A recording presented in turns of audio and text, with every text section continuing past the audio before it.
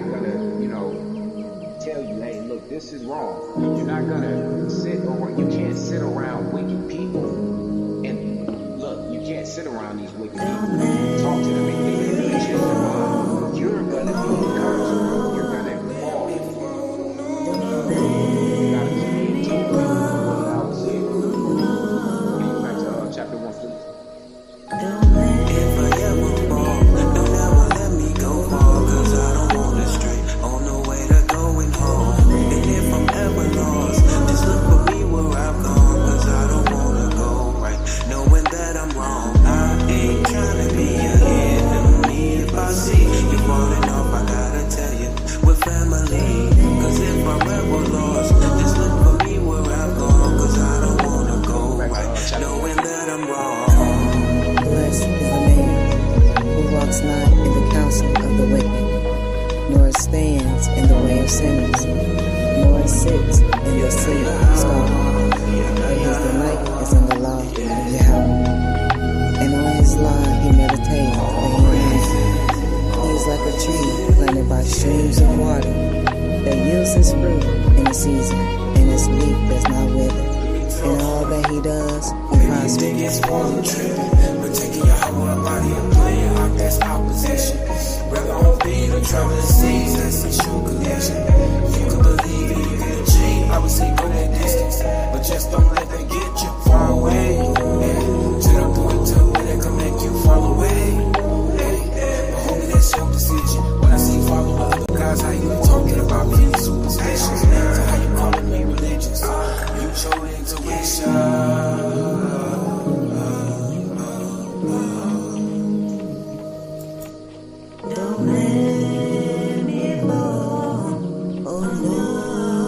Back to chapter 1, please. Yeah. Hey, shalom, shalom. Hey, look, first and foremost, before we start this off, y'all know we got to give all praises and honor and glory to Yahweh and Yahweh alone, forever and ever, by saying Kal Yada, Wakabawad, YAHAWAH'S, like Yahweh, why Yahweh Labad. Hey man, yeah, we won. But dog, I don't know where y'all at, but I hope y'all safe. If I was y'all, I'd be somewhere safe in the house. We know how they get on these times, these holidays and stuff, that spirit of the sword comes back. You know what I mean? Pow, pow, pow. You know what I mean? But hey, we let them do them while we do this. You know what I'm saying? And I apologize for what was that? The day before yesterday. I was supposed to pop up. I was supposed to, pull back up on y'all. It was just a lot. Actually, my computer randomly shut off. It was weird. But anyway, hey, shalom, bitty Vinny. What's good with it? Peace. Hope you and your family doing good. Sister X, I hope everything right with you. And look, you was on time and I was late. It really wasn't my fault, but I ain't gonna get into that. But what we are gonna get into is when we did close off. I was thinking to myself, I'm like, bruh, why did it seem like we just kept reading that same one about the golden calf, like over and over? You know what I mean? It just seemed like it kept happening. And, it kind of slapped me in the face. And it was like, that was like the literal point where it was like the ultimate act of treason in verse 18. You know what I mean? Where our people have, built the calf, then they committed blasphemy. You know what I mean? But tonight, though, it's going to kind of flip script a little bit. You know what I mean? Especially when it says even when. You know what I mean? That's a big thing, because what I found out is, even within the Torah only community, there's this thing about, or we think in our head, like, if our ancestors didn't do this, then these other things, like maybe being able to come together, for instance, right? If our ancestors didn't do that, didn't do idolatry and this, then we'll be able to come together. And now that they did it, we can't come together. So don't get mad when other people want to come into the congregation. You know what I mean? And honestly, those two words, when we get into, first, we're going to jump back into that 18 real fast, because it hit me when it says, even when, showing like Yahweh's steadfast love, bro. You know what I mean? Let's get into this real fast. I hope y'all out there doing, like I said, I hope y'all out there safe. You know what I mean? I pray the Most High blesses y'all and keep y'all in perfect peace.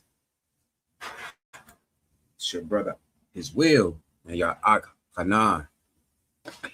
Let's get it. All right, Nehemiah 9:18.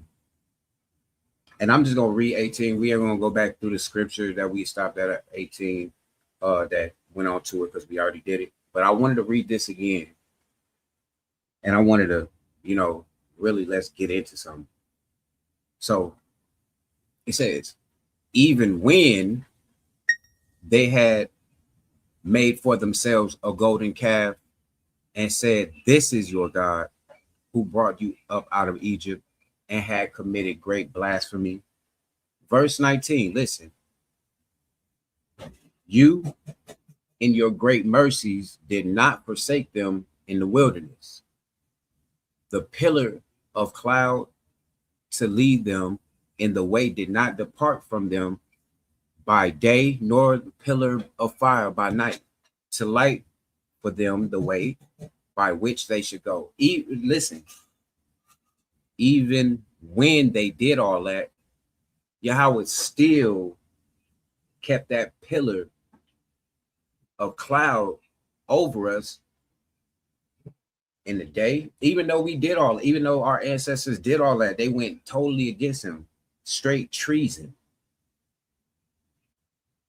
And by night, he protected them and led them by fire, making sure that they would be protected from all wild animals. You know what I mean? And yet, we still find a way in the modern day to look at our ancestors, look at what they did, and act as if like it left. Like there was a point in time where it left. And we got to understand, this Nehemiah is way after Exodus. You know what I mean? So he's saying, even then, even up to this day, you still haven't left us. You know what I mean? Let's get it to let me see if I can. Okay, hold on.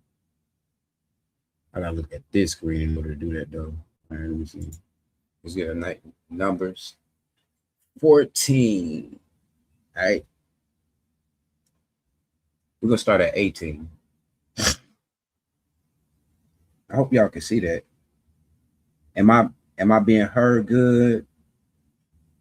Can everybody see well? I don't got no type of audio issues. This computer be scaring me sometimes. All right, let's get it. Let me start at 18. Numbers 14, 18 through 20.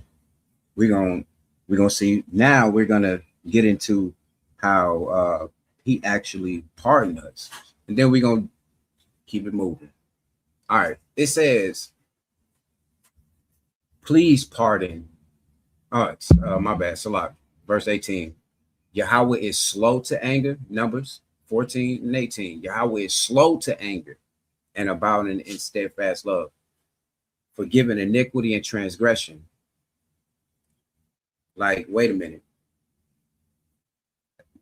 We see so much in, man, listen, I be on other platforms. I watch, you know what I mean, on when I be on Smash United, you know what I'm saying? I go to other platforms and, you know what I'm saying, sometimes I try to build with these people and, you know, sometimes they want arguments and stuff like that. But you hear stuff like people say stuff like God is evil, he's the reason for bad and evil and this and this. And if he loved the so-called Israelites, then why allow these people to do this? You know what I mean? And they don't understand, like, even the blasphemy of you even going that far of questioning you. You don't even understand how merciful he is. That's how slow to anger he is. From time to time again, we can read verse after verse in the Torah and see constantly how they just rebelled against the Most High. I mean, defiantly, you know what I mean? Prophets speaking in the name of Yahweh when they have not been sent by him. And we see it goes on, and it goes on to this day.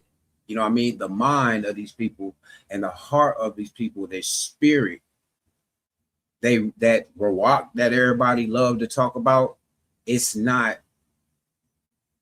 of Yahawah at all. You know what I mean? But as it goes on, it says, but he will by no means clear the guilty, visiting the iniquities of the fathers. Wait. So that's why I try to be careful, you know what I mean, on how I approach situations, you know what I mean? Because every situation that you in is going to get to a point where one is right, one is wrong, one is good, one is bad. You know what I'm saying? And if you wind up in that predicament where you wind up guilty, even a little teeny thing, you know what I mean, it could come back. It ain't no can. Yahweh will by no means clear the guilty. If you over here scoffing and you talking behind people back, but it's in secret and nobody knows it, hey, like the scripture say, don't get mad with somebody when you find somebody done and talk about you, because you know good as well you done been doing it. You know you curse somebody. You know what I mean? So, but even right here in this verse, you know what I'm saying, it's showing how he's slow to anger. Anyway, let's keep going. But he will by no means clear the guilty, visiting the iniquity of the fathers on the children to the third and fourth generation. 19. Please pardon the iniquity of this people, not everybody else. Why are we out here hoping for the deliverance of people that they haven't been through the oppression? They don't have the history. Their ancestors don't have the history and the histories, the marks. You know what I mean? They don't know how it feel like to have to run on rocky ground barefoot. You know what I mean? They don't know how it feel for they ancestors to have to go and do things that they don't want to do. We the only people on the face of the earth that when you look at somebody, they could be literally your cousin. Why? Because of not only the diaspora, but we talk about when they came here and they broke our people, broke us up, selling the children, putting the mamas over here, daddies over here. We shouldn't be talking about, oh yeah, please pardon the iniquity of everybody right here, right now, that's saying they no. It's just saying this people. You know what I mean? It says, just as you have forgotten. No, it says, please pardon the iniquity of this people. That's what we need to realize, bro.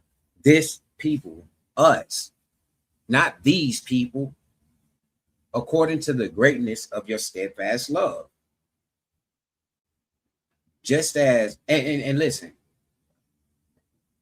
all this not happening because we deserve it. It's according to his greatness. It's according to the greatness of his steadfast love that he had for Abraham and Isaac and Yahuwah. To be honest with you, after this man, bro.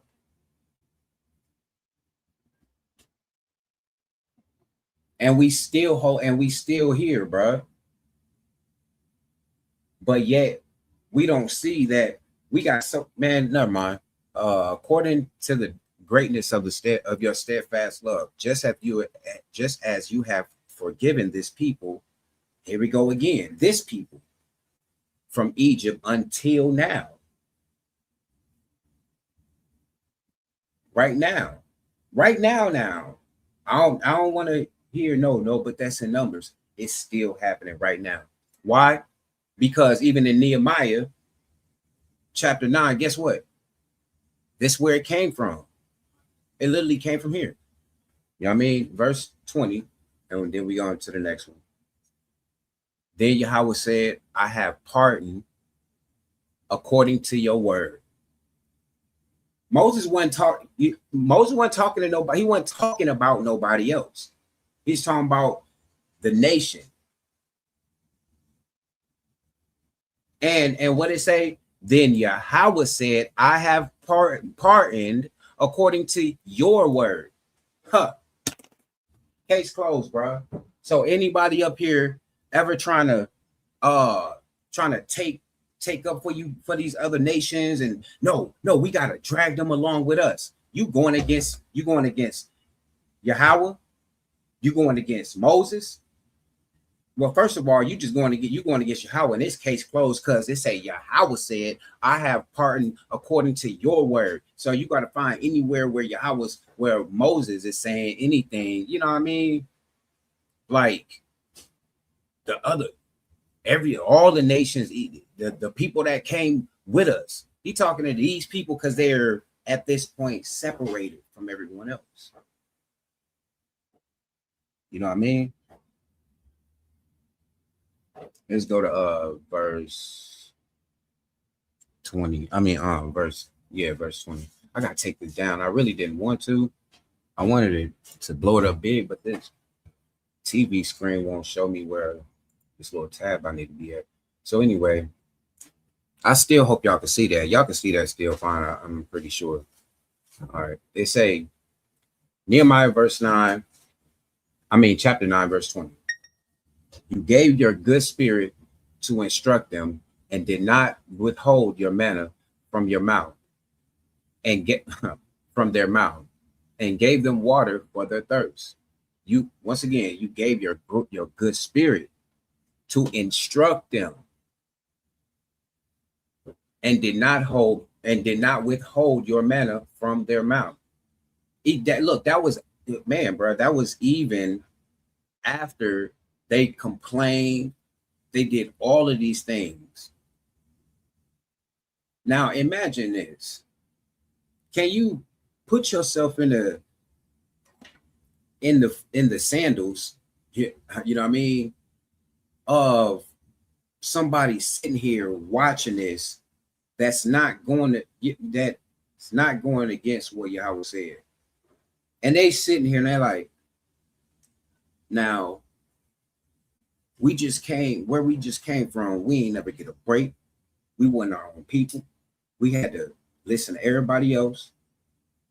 You know what I mean? And now we here as an independent nation, we done seen the miracles of Yahweh.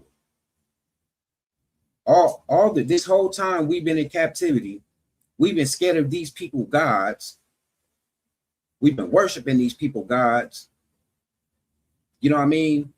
And now we here because of the God of our forefathers we heard about. We heard about him, right? And now, after they done built the golden calf, done lied on the calf and said these the guys that brought us out of Egypt, just lying on gold. You know what I mean? In vanity. Look at it. Look at it to this day. We see our people all over the internet. They worshiping this ball system, balling with this ball system. You know what I mean? I did this on my own. I got it. But it'd be like, if it wasn't for God, I want to thank God. They up in the awards and stuff. You know what I mean? I want to thank God. They holding up the trophy. I want to thank God for this. If it wasn't for him, you know what I mean? Not even understanding that if it wasn't for the miracles. Now, let me back up and get up off that. Yeah, that sounds a little, you know what I mean, fishy. The power that Yahweh showed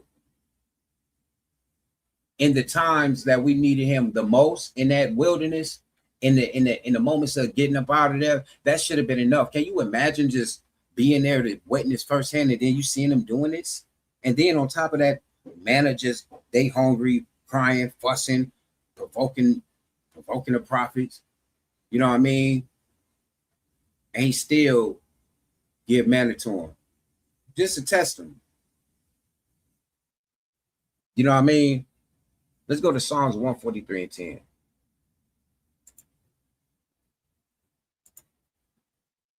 That's crazy work, bro.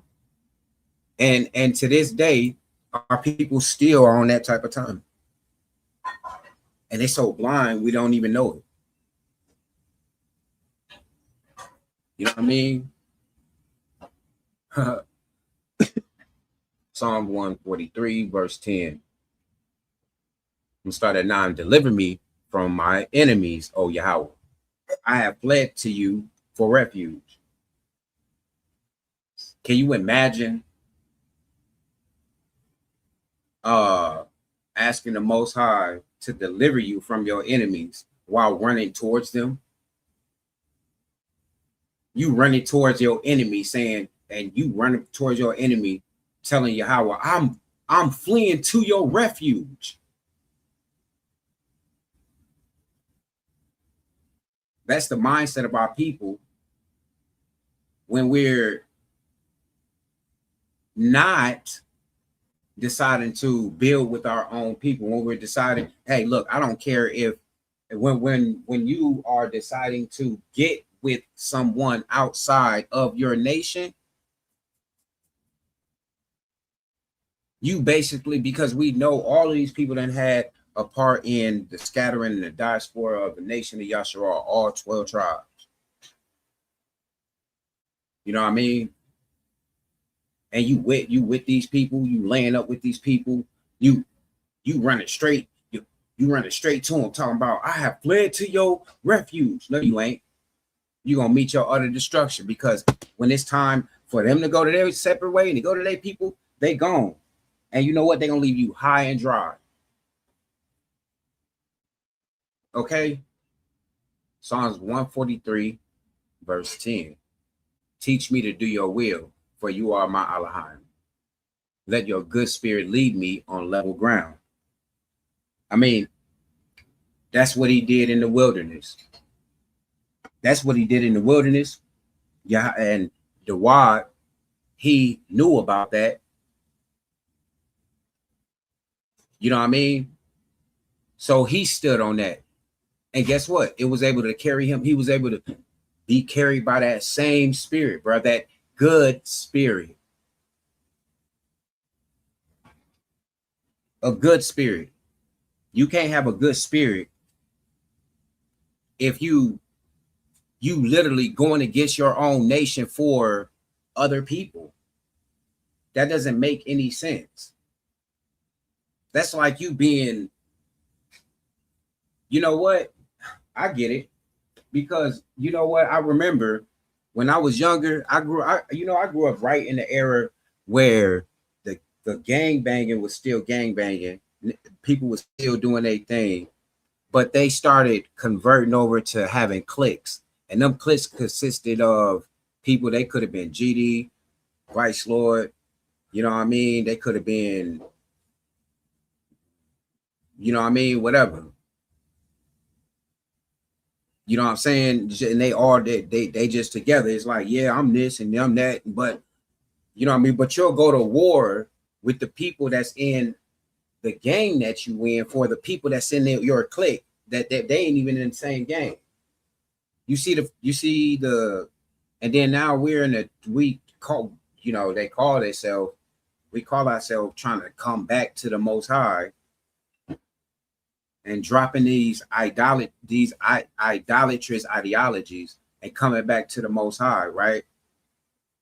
And as we doing that, here's a whole separation of thing going on. And what is that? Yeah, I know you, Yahshua. I'm Yahshua. I love you, but you better not mess with none of my, I guess, friends. I don't know, or you know, well, you gatekeeping for other nations. No, who, you know what I mean? You can't say that. You can't keep them away from us. That's not really a part of what is that? Numbers 11.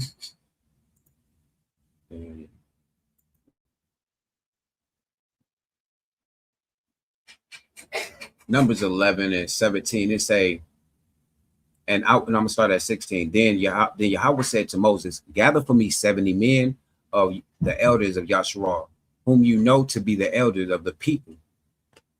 It said the elders of Yahshua. Once again, brothers, once again, sisters, this is about the nation first. You know, it might seem kind of hard to do, or it might seem some kind of, I don't know. Our people mind is colonized. So in the minds of colonizers, too many people at one time sitting in the same, you know what I mean, seat, or sitting in the same area, that's a dangerous thing. They call that a group. You know what I mean? If it's already hard to get people in the nation to come together, you just don't step outside of the nation. Say, since y'all don't want to do it, I'm gonna put it in my own hands, and I'm gonna gather whoever gonna come unto me. You know what I mean? Exactly, bro. Exactly. Exactly, sis. No man will redeem you. None. No man. Your kindness is not going to redeem you from the oppressor. The amount of people that you tell, yes, you can come with us when the time comes, it's not going to save you, bro. Trust me. Listen to me. When it hit the fan, these people not going to be worried about you. It's going to be a select few that will know that he is Yahweh.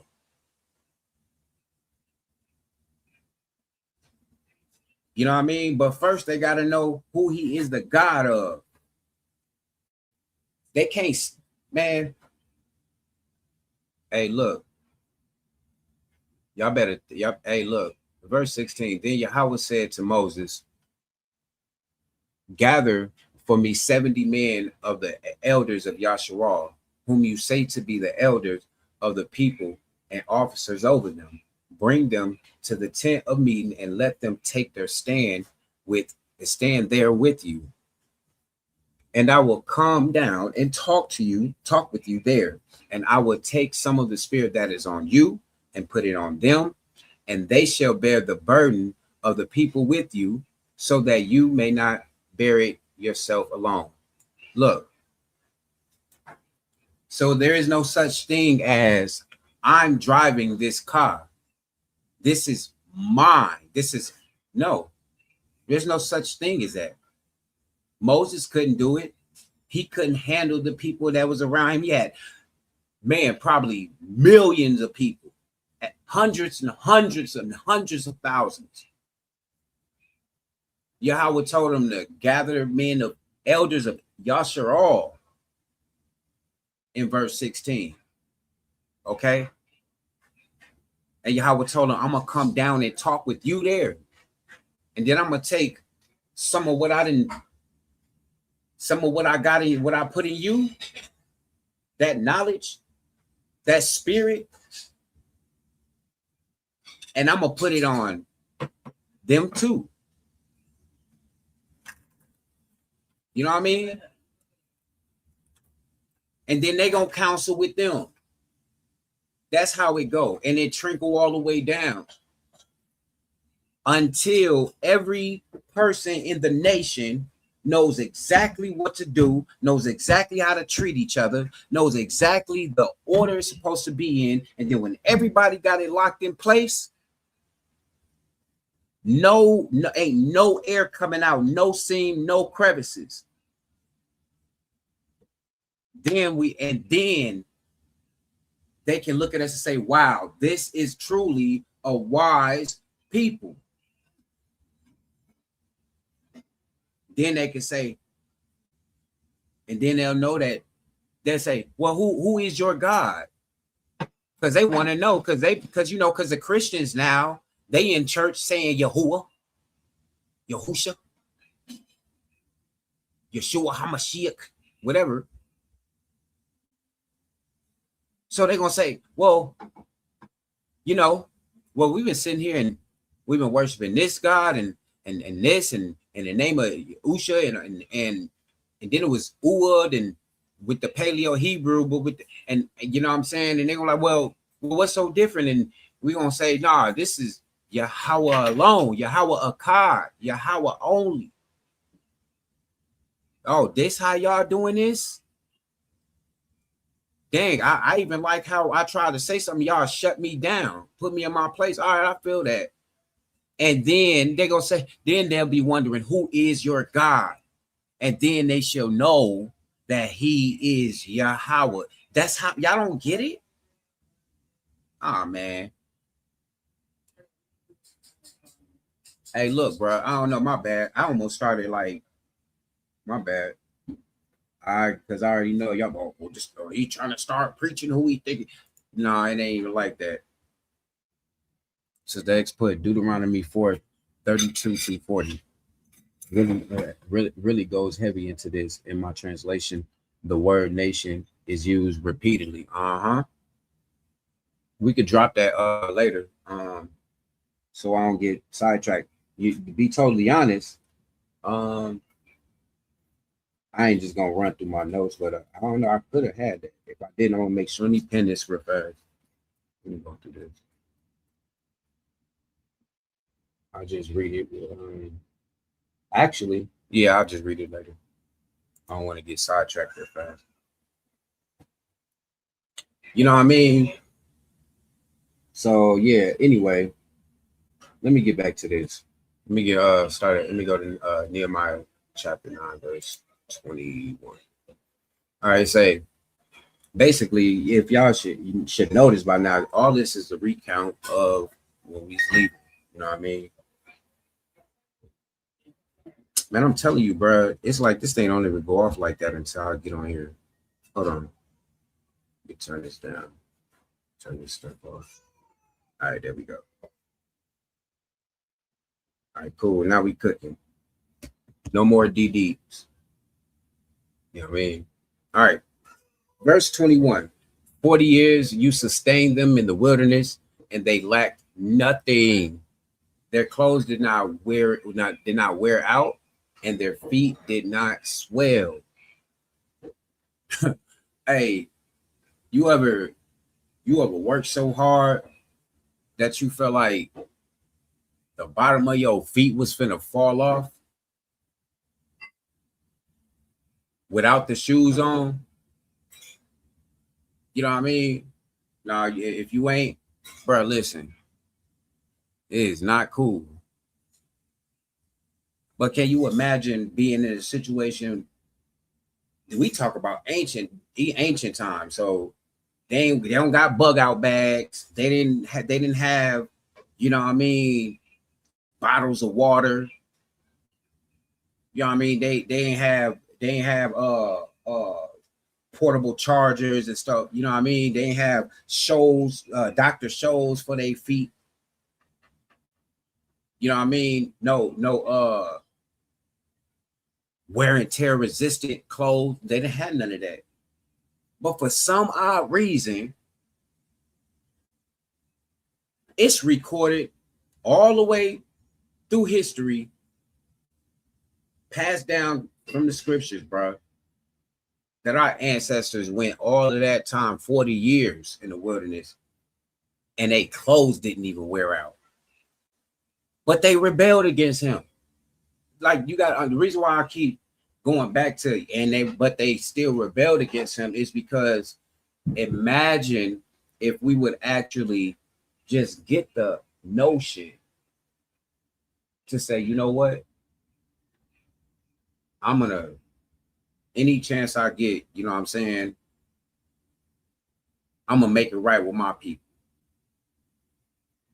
until they feel that, until that good spirit jump off on them. And then maybe that good spirit jump off on them to somebody else. Yeah, man, you know what I'm saying? I seen somebody, and you know what I mean, they just said what's up to me. I was like, you know what I mean? And then, you know, he said something like, y'all bless you, or I will be with you, or something like that, you know what I mean? And then he might look into it. You never know, bro. Listen, when I'm out there, anybody that crossed my path, bro, at any moment, bro, I can plant the word Yahweh in somebody's mind. Not on no weird stuff either. I could just be talking, yeah, you know, all right, yeah, all right. You have a nice day. Yeah, you too. Yahweh bless you, man. They may not know what I'm talking about, but the words Yahweh have hit their ear. Y'all don't understand who he is. Y'all don't even understand, like, bruh, this Yahweh, bruh. Like, this the coolest, the best name in the whole universe. Like, Yahweh, bruh, man, bruh, come on, man. Stop it, bruh. Praise Yahweh. Hey, look, man. So anyway, it say their clothes did not wear out and their feet did not swell. So I only reason why I was even getting hyped to think about that, because I was starting thinking about, like, if we was able to have that good spirit within us, bro, and not have that negative spirit to about some, man, no, until he come, we just not ever gonna get it right. That don't even make sense. All you got to do is look at the orders of how you supposed to move within the Torah, bro. Like that, like for real. If everybody would get on one accord with that, just the morality, that could go a long way. The nation is always spoken of as a unit. You know what I mean? It's never not really surrounded by just one person. Even when Dawad was going through all of his stuff and he was like triumphant, guess what? It still was built around the nation and Yahweh. Well, yeah, because Yahweh is focused on the nation of Yasharal, bro. It's not like we supposed to be on. That's not being prideful either. You know what I mean? That's not being prideful to say, You are the descendant of the people that the God of the creation of the whole universe chose. You part of that seed. You're part of that line. You know what I mean? But at the same time, if you really a follower like that, and you not a follower, if you really a doer, and you really with Yahweh, then you already know from the get-go, like, man, to be honest with you, yeah, you know what I'm saying? Like, it's a good thing, but it, you know what I mean, at the same time, it's kind of shameful, you know what I'm saying? Because we see the situation that we in. We're supposed to be set apart and different from these people. And it starts with us. You know what I'm saying? I am not pro-black. This is not no channel that promote racism, that promote people to go and create black synagogue cults to go against Esau. This is not nothing like that. This is, I'm just a brother saying, hey, remember when we first came in the nation, everybody was saying Kwam Yasharala, Kwam Yasharala. All I'm just saying is Kwam Yashar, bro. That's it. And Barak Yahawah. Wa'aidawalam. You feel me? So even in 40 years, bro, Yahweh protected us, you know what I mean? All of that. Even though we messed up. And let's take a look at Deuteronomy chapter 8.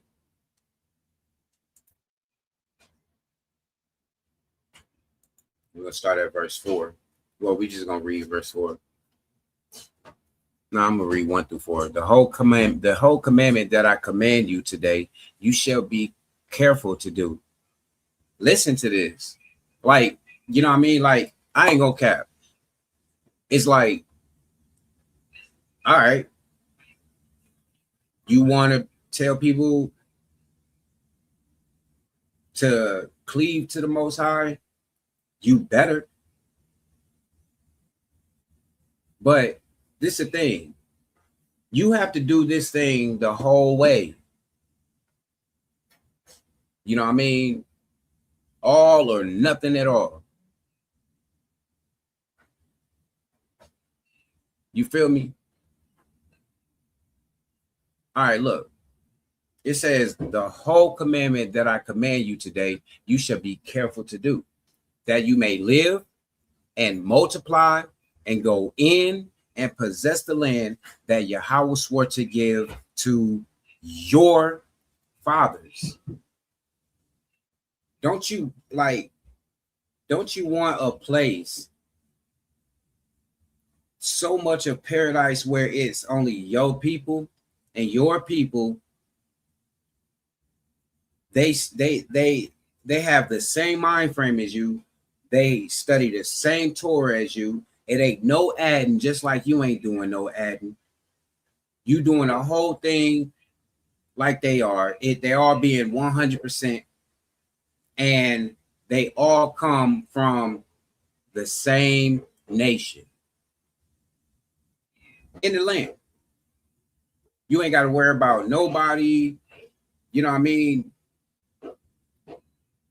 being sneaky, conniving, trying to sneak a doctrine in, trying to sneak. Let me tell y'all something. Esau is so crafty.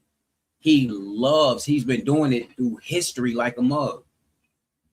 This man has been putting himself in certain positions, weaseling his way into certain positions in nations,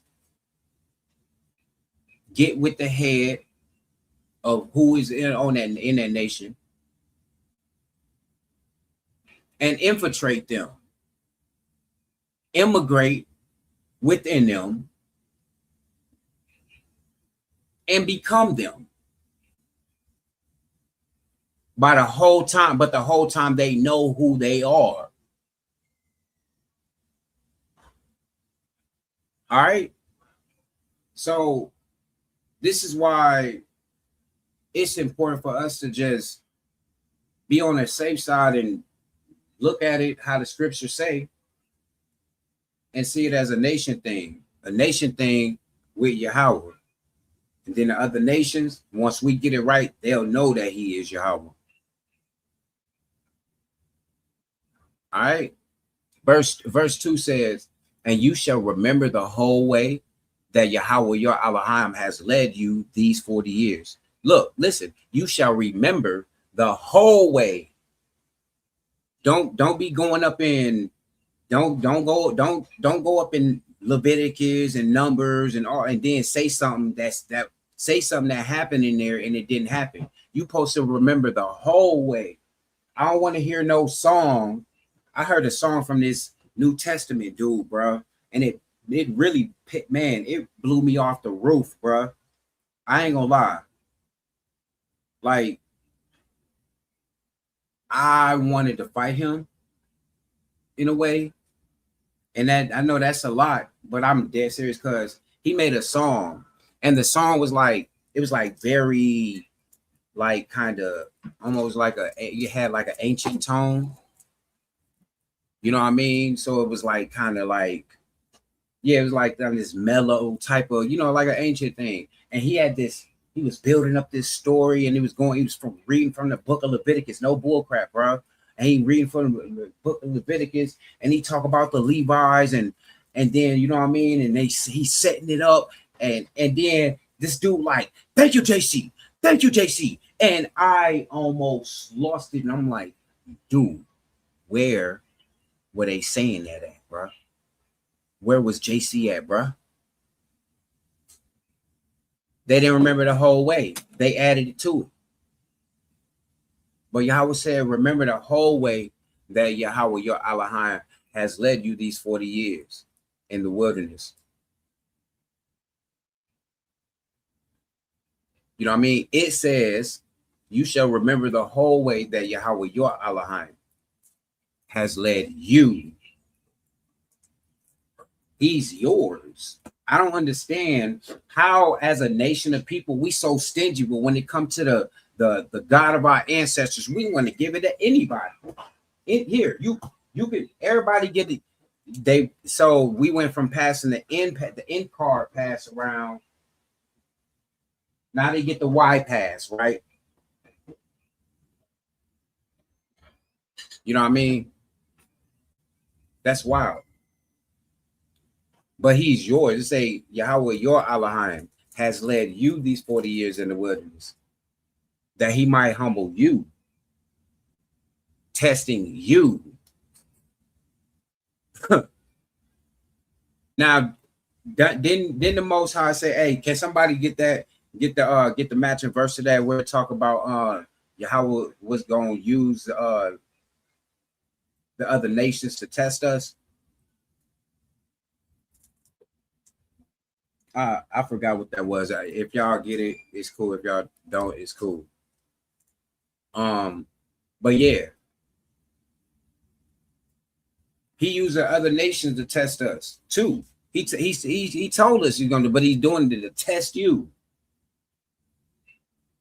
To this day, he's doing the same thing to see if you're gonna go against. He told you to be set apart, and you still to this day trying to be united with the states of, man, hey, look. And then it say that he might humble you, testing you to know what was in your heart, whether you would keep his commandments or not. No, well, he already knew that we was going to go against it in the first place. So that's why he said that he was going to let other people be unto us. No, he didn't. You know what I mean? Actually, verse 3 say, and he humbled you, right? And let you hunger and fed you with manna, which you did not know, nor did your fathers know, that he might make you know that man does not live by bread alone, but man lives by every word that lives from the mouth of Yahweh. So if you think you got to be nice to these people, and not be blunt with them when time needs be, because hey, you don't want to run off a stranger that want to serve the Most High, but they getting out of order. You need to listen and remember the whole way. It don't matter, even when everything hit the fan and the lights go out in this mug. Man does not live by bread alone. And Yahweh allowed our ancestors to be hungry for a while, and then he fed them with the things from heaven.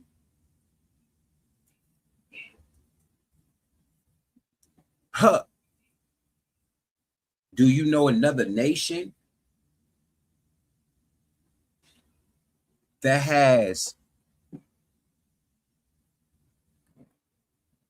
the DNA that came out of someone that ate bread that came from the heavens? Are you listening? It's time for you to get back to that power.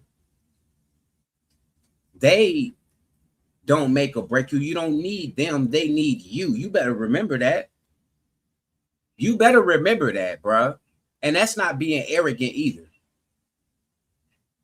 These people cannot accept you for who you are and can't accept you for who they are first. And let their spirit bend the knee. You know how like they told our ancestors, how they spirit said unto our spirit, lay down that we may walk. Guess what? That spirit, but in a holy, humble way, will come up on them people, because they'll know that he is Yahweh. But I mean, that's not gonna happen as long as you around here, you worried about them, and you're not worried about your people. What you saying you worry about your people, but you're not. That seems to be the thing of Yasharal too. You know what I mean? Verse 4, it say, your clothing did not wear out on you, and your foot did not swell for 40 years. Same, I mean, same thing. Let's jump down. Let's go a whole bunch of chapters over to chapter 29. And we just gonna jump straight on to verse 5 just to back it up, because Nehemiah is, I'm basically showing y'all where he's accounting these things from. You know what I mean? Showing you that in order for them to, like, you got to understand, these brothers are now speaking these things to the congregation. Man, come on, bro. Y'all tripping, bro. Y'all tripping. When does it change? At what point? And man, just wait. Yeah, y'all. I'm pretty sure the verse everybody knows that's coming up. Everybody that they're, they dread it. It's coming. We all know it's coming. Just like we all know Yahweh coming. Y'all know the scripture I'm coming with sooner or later. We're in Nehemiah. So y'all know. And that's how inevitable our deliverance is. But see, the thing is, it's so much COINTEL and all of this other magical, weird stuff going on that these people is trying to do, that they make it harder. They want to hold on to every second of this captivity they can. They know. It's like these people, it's like Esau, it's like all these nations. It's like you coming home from work. You coming home from school, and your mom is coming home to whoop your butt because you got a bad report card. And you hoping that she call you, tell you that you gonna get overtime. It don't matter if she did overtime for 48 hours. When she get home, though, and you know, it's nothing you can do. Yeah, so y'all know sooner or later what scripture will come with. Okay, appreciate it. That was okay, bet.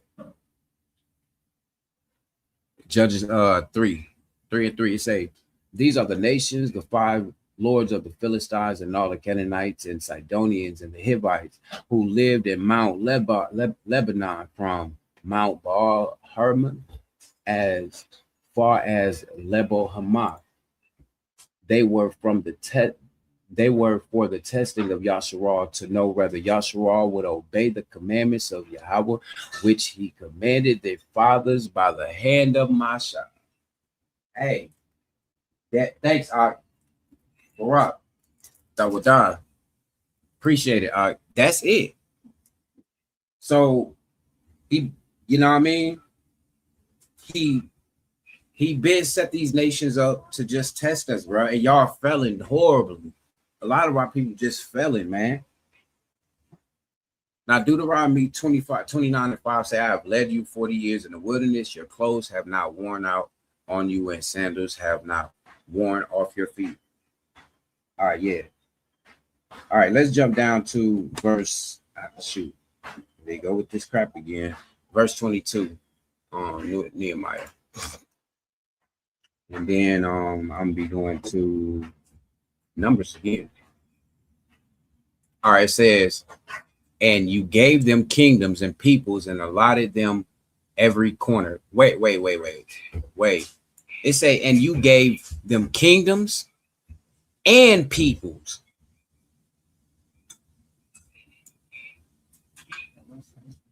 Let that sink in real fast.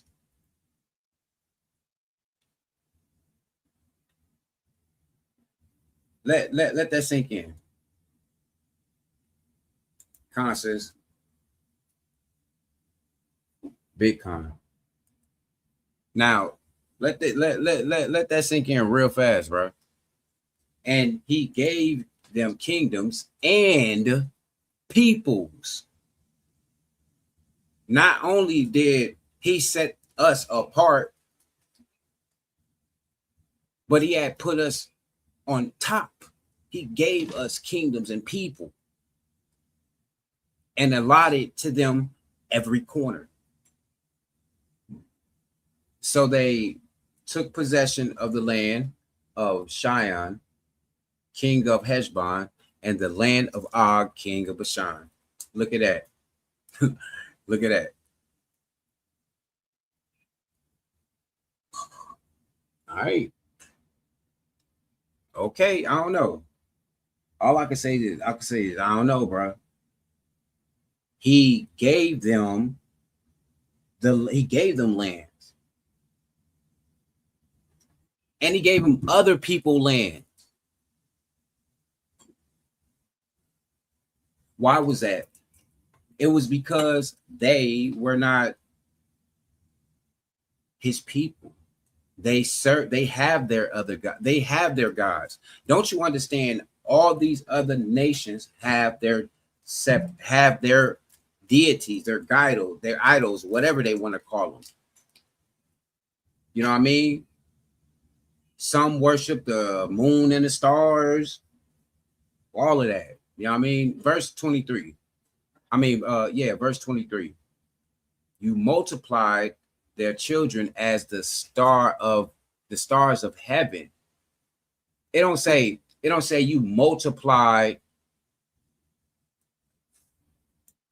the stranger as the stars of heaven. He don't say you multiply the children and the sojourners as the stars of heaven. He talk about us. He talk about a specific people, bro. This is the thing, like, people need to understand. When you get that through your numbskull, then you'll really stop calling yourself black and a nigga, and you'll understand. Oh, look, let me tell y'all something. I mean, one day, sooner, well, it's gonna be wrong out. It's inevitable too. That's another thing. But like for instance, did you know the word Wangara and Ungara, or and Ungara? Did you know that word translates all the way back to nigga, right? But Wangara was actually a tribe of people. They were Israelites in West Africa. I mean, that's a little bit too deep for y'all right now. You know what I mean? But I just wanted to bring that up because, you know, listen, man. People need to understand the Israelites didn't just, all of the 12 tribes didn't get caught in West Africa, bro. Okay. Y'all need to understand that it was a selective people, and those people are the Israelites that you see around in the Americas. Okay. I say that because you people, you know, y'all fall for this trick thinking that, you know what I mean, that the reason why we won't ever be able to get it right is because, you know, we just don't know who we are. We don't know, and you know what I mean. But it's like this, bro. Yahweh speak. These scriptures talk about that good spirit for a reason, man. You know what I mean? I don't care if I don't care how dark you is. I don't care how caramel complected, copper color you is. I don't care about none of that. If your spirit don't resonate that Yashara energy, if you can't get on the same frequency, quote unquote, and I'm talking about with these scriptures, serving Yahweh, then something up with you. You know what I mean? You can, I'm not gonna preach to nobody. If you can't get it, then it must not. I mean, hey, you know, that never. And you know, only reason why I'm even bringing that up is because scripture say right here in Nehemiah 23, you multiply their children as the stars of heaven. So it's a lot of us, you know what I mean? Now the big question is, which percentage are you going to be in at the very end? What percentage are your children going to be in if we don't wind up making it? You know what I mean? And so forth and so, you know, go on and go on and go on. But hey, look. But let's go to Genesis. Oh, dang, I tweaked out. I was supposed to go to Numbers 29 before I went to verse 23, but it's cool. I'm gonna skip it. I try to clear my notes up. I'll be doing a lot. All right, Genesis 22. Let's get it.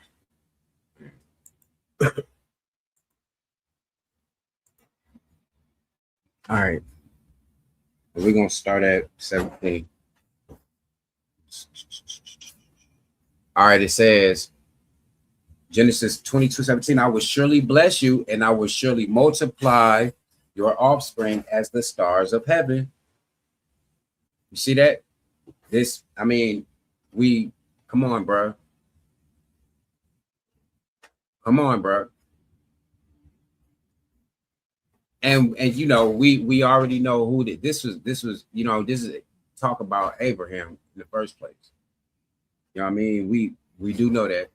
But this is the reason why. But this is the reason why a lot of these people, they got this Christian mentality still, because they're like, Father Abraham had many sons, many sons had father. You know what I mean?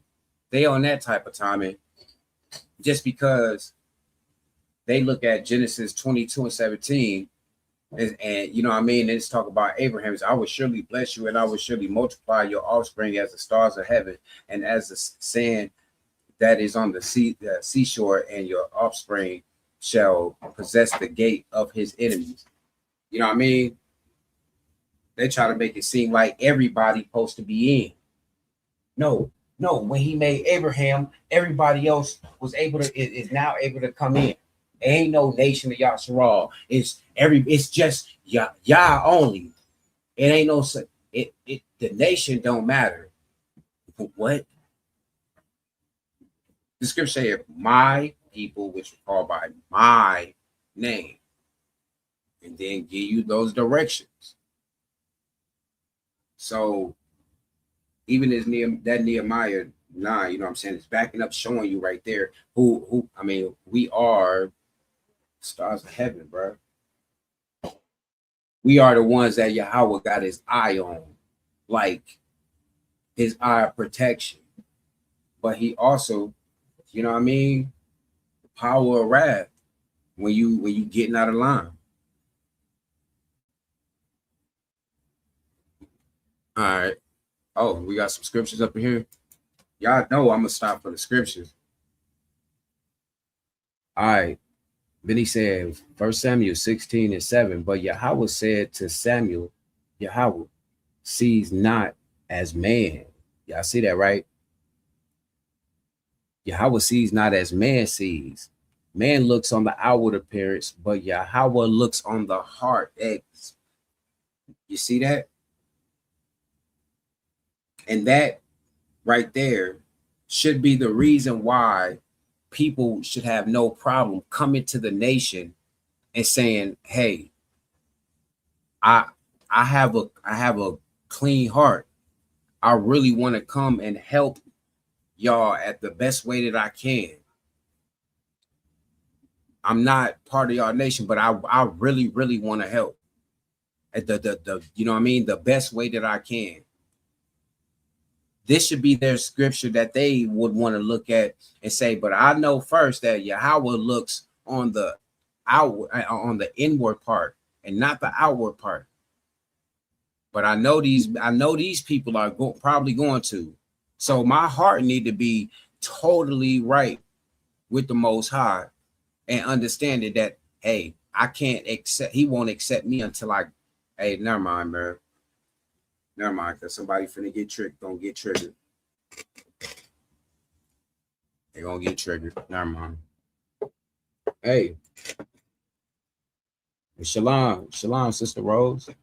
Rose and Young Linus, peace. Nice to have you here, sister. Good to see a newcomer. Good one. Peace. All right, let's get it. So let's hit Joshua real fast. Let's go to Joshua. We're gonna go to chapter 1. All right. Joshua chapter 1. We're gonna start at verse 10. Nah, I want to start at verse 8. It says, this book of Yahweh should not depart from your mouth. Hey, from your mouth. It don't say that a heathen is gonna have to teach it to us, because he gonna take, once he take it from us, we gonna find out we the Israelites. But by the time we find out, everybody else gonna be able to break it down to us too. So we ain't gonna know who the Israelites is. No, this book, the book of the law, the Torah, shall not depart from your mouth. You know what I mean? But you shall meditate on it day and night, so that you may be careful to do according to all that is written in it. I mean, that's it, period, bro. All of these scriptures going back to Nehemiah chapter 9, And this is showing right here the people that he talking about as well. Because it says, for then you will make your way prosperous. Then you will have good success. Now we know that it's been other people, other nations that said, I'm going to make my own way prosperous. You know what I mean? I have to look, we in this world now where you can't get motivation by saying, you know what I mean? Wake up in the morning. Thank Yahweh. Praise him for waking you up another day. Look in the mirror. Tell yourself, you know, Yahweh loves you. You are the creation of the creator. You know what I mean? People don't want that. You are a beautiful nation of people. You serve the Almighty. That's not motivation to people. They need you to say, I am great. I'm gonna have good success. I'm gonna get up and get it. I'm gonna, you know what I mean? Not understanding that all they doing that is for vain. And our people, that's what our people are doing. But not understanding when you going by the laws, when you're sitting there and you say, okay, y'all, today I want to speak, you know what I mean, about such and such. And you don't go outside that boundary, or you don't let other people, you don't let these other nations in, that's when you start to go and you're doing what's according to this law that's written in it. That's one step, and then you keep moving. You know what I mean? Because it says, for then you will make your way prosperous.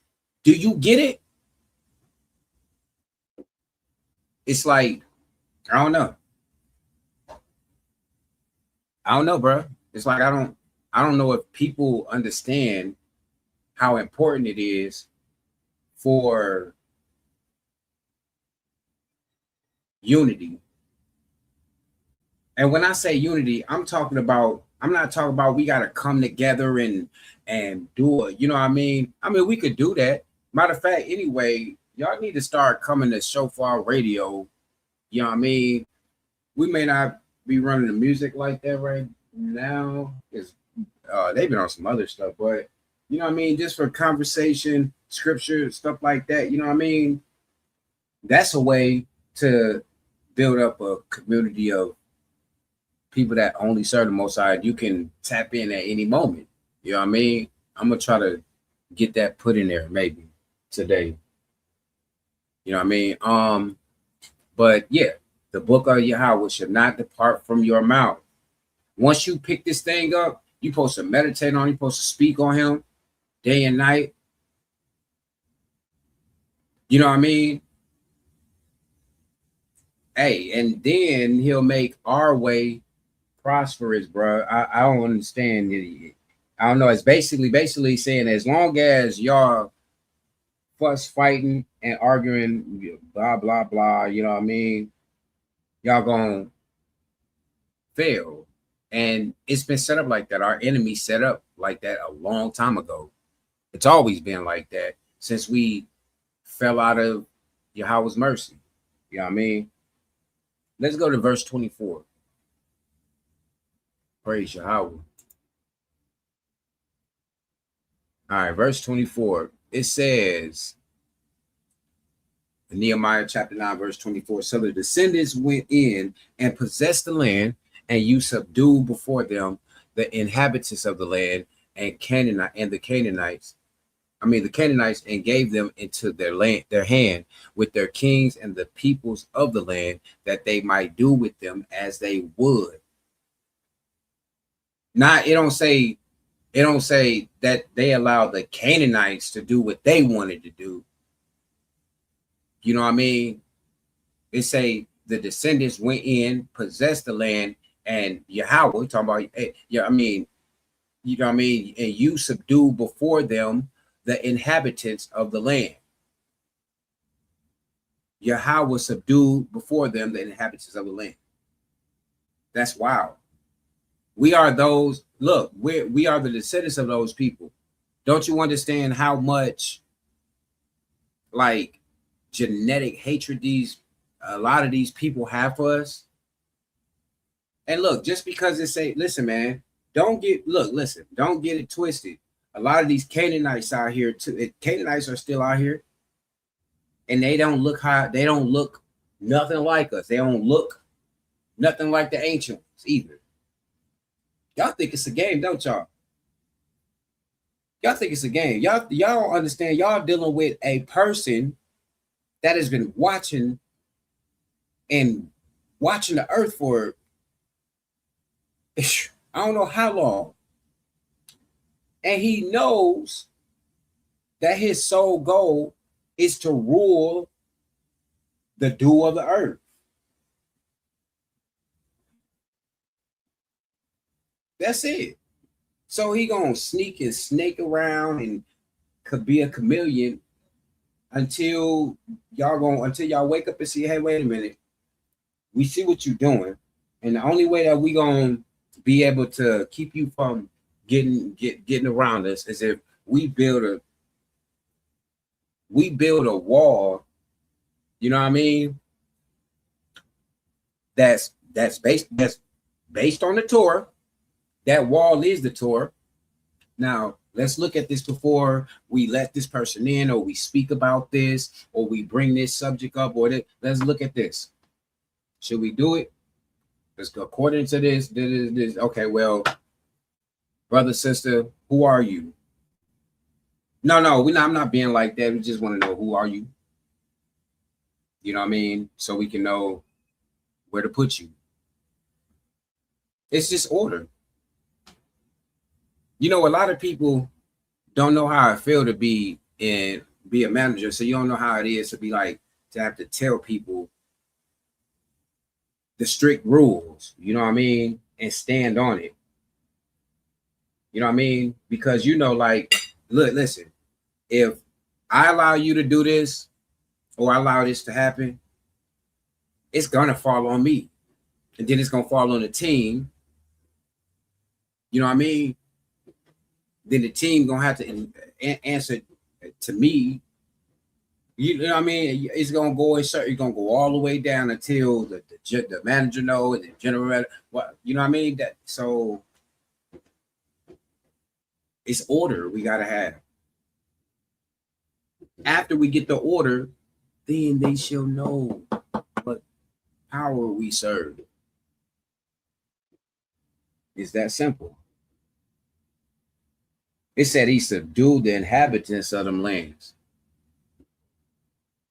And if we read, it was a lot of them people. You know what I mean? It's a lot of them. It was a lot, bro. And he went through it. He did that for us. He didn't do it for another nation. You know. What is that? Joshua 11. We go Joshua 11 real fast. We can go to verse 23. It says, we start at verse 22. There was none of the, no, it's verse 21. And Joshua came at that time and cut off the Anakim from the hill country, from Hebron, from Debir, from Anab, and from the hill country of YAHAWAH, and from all the hill country of Yasharah. Joshua devoted them to destruction with their cities. There was none of the Anakim left in the land of the people of Yasharah. Only in Gaza, in Gath, and Ashdod did some remain. You see that? So it's another, hey, look, he subdued those inhabitants with us. We were the people behind that. You get what I'm saying? Our people were the people that Yahweh used to bring a lot of nations to their knees. So you do need to understand, how much revenge on the inside. If they read these scriptures, bro, let me tell you something.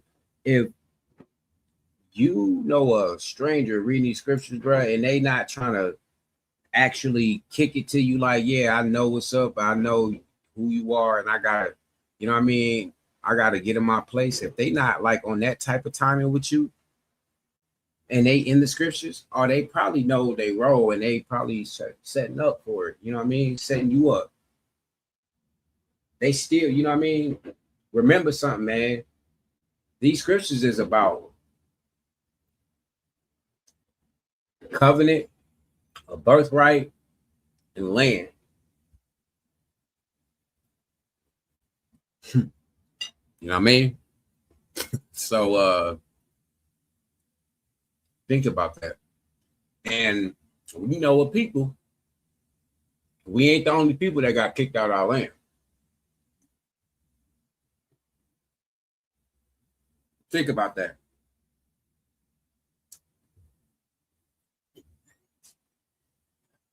Esau, if Esau ain't been in slavery and all of this, did this and this and this, right? Now they both from Isaac's line, right?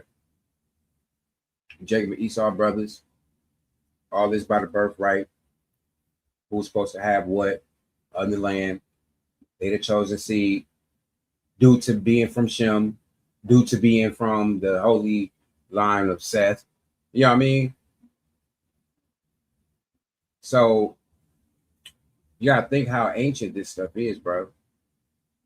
And you gotta think to yourself, you know, like both people was kicked out of their land. Where this dude go? Now the scripture said that he was supposed to, you know, had a sword of the earth, you know, sword over the earth, on the do having, you know, stuff like that. But but we can't find him though. Y'all, you know what I mean? Like we gotta come on, man. People gotta understand. The more you trust these people, the more you trust these people, the more you trust that man, the more you trust other people, period. You got a higher chance of an infiltration. And the crazy part is right there in your face.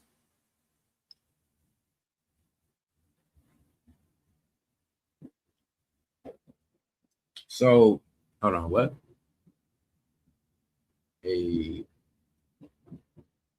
Yeah, exactly. If I did relocate, Trippy said how? Oh, that's a whole thing.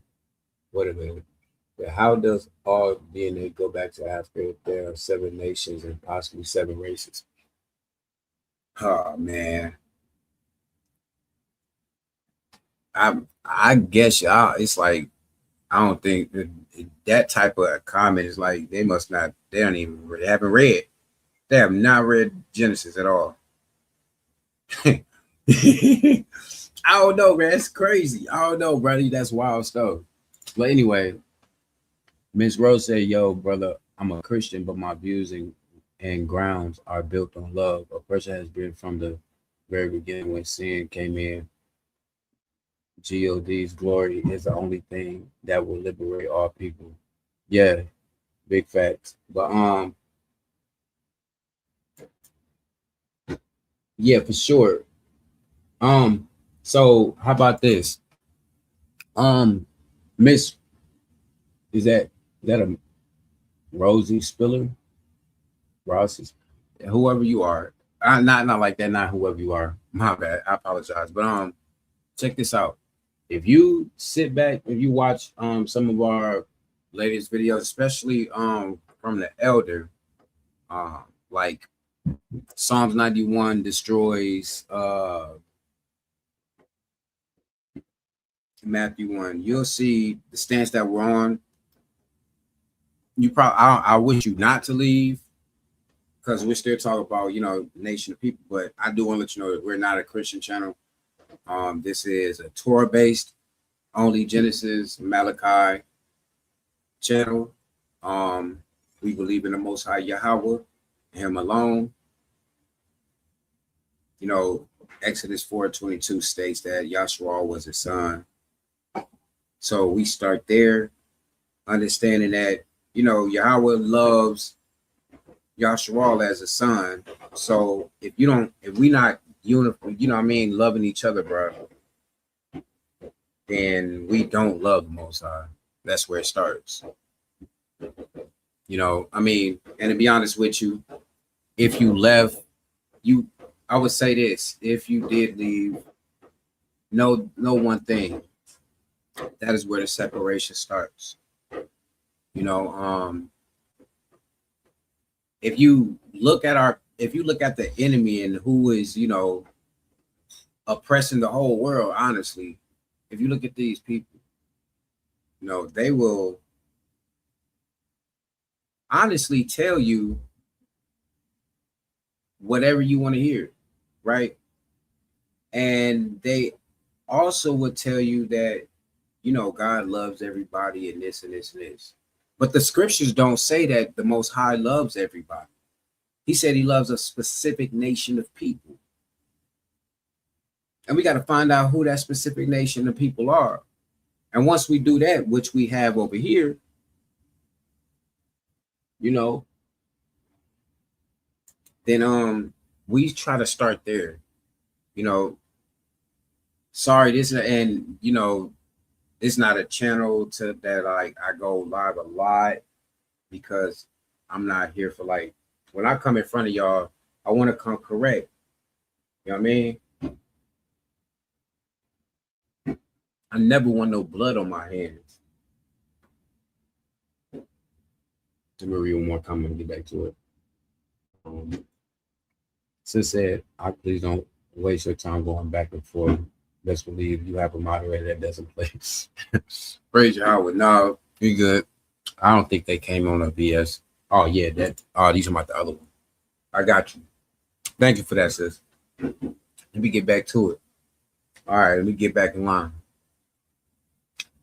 Nehemiah chapter 9, verse 25. It says, and they captured 45 cities. They're still recounting, right? They're still recounting our ancestors. Our ancestors are recounting our ancestors for you people that's saying it ain't real. That's wild.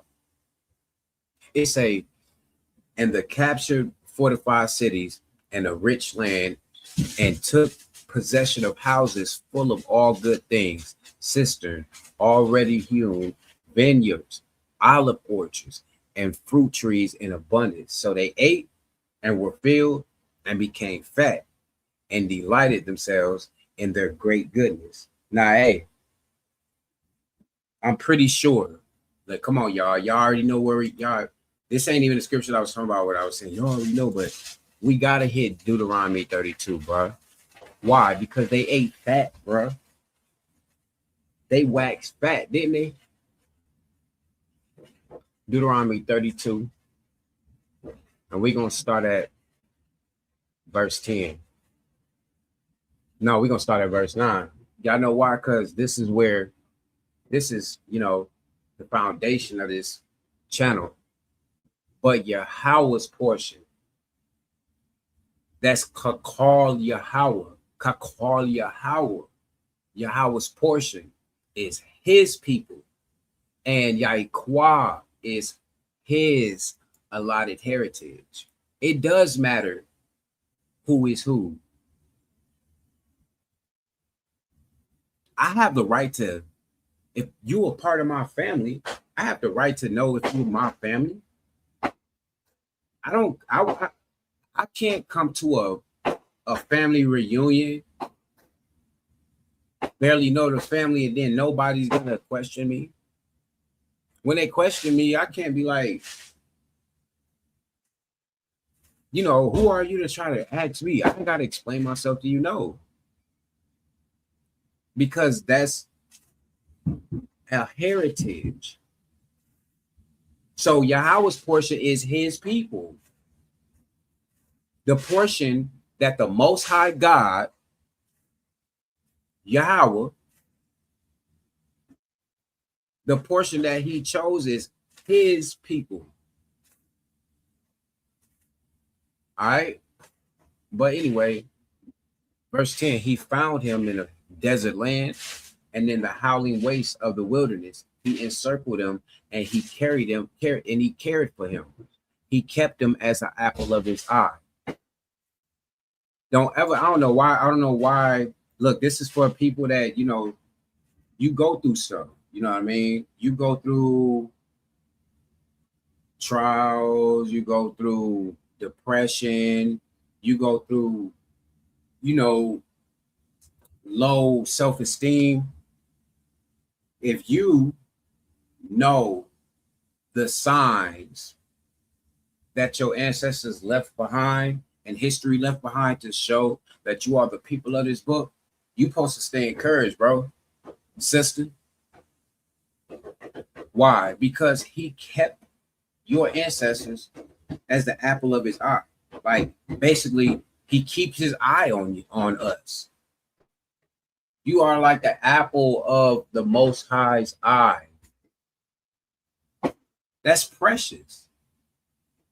So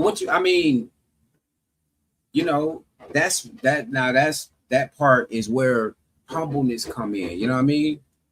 That humbleness comes in because when you understand, where you're at. I don't mean to sound like motivation or whatever, what they like to say. When you know where you're at, it's better to you know where you're going, or if you know where you're at, you know where you headed, or whatever. You know what I'm saying? But if you know that the Most High got you, bro, hey, you gonna start. You at a good spot.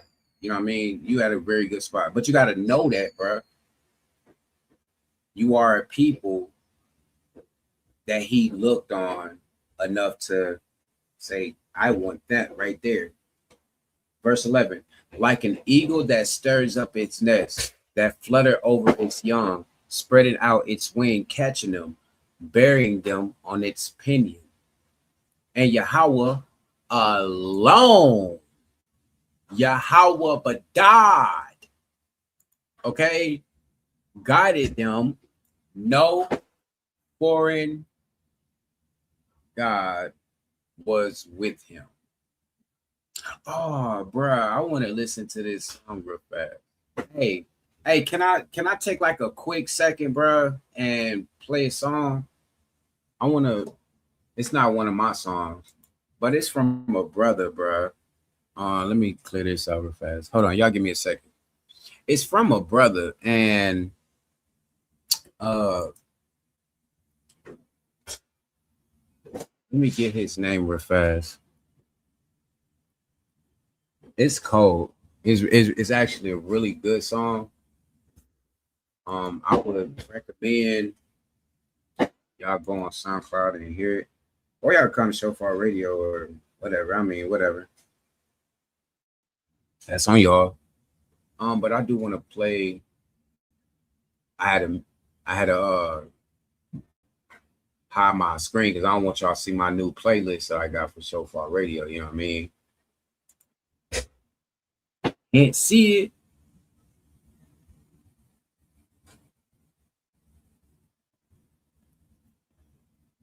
All right. Oh, here it go.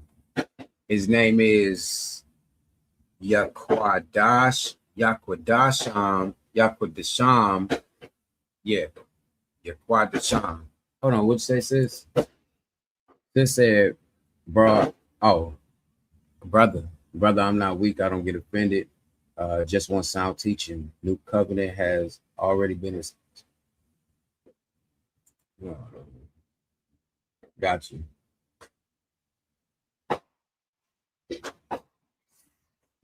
Huh. Hey, I ain't got no money right now, so I can't afford the sound bites on the StreamYard, bro. Here we go with this stupid stuff. Y'all hold on.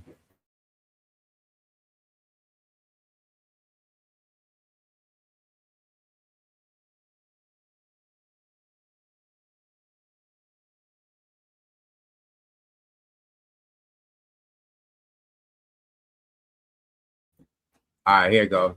His name Nikodesham.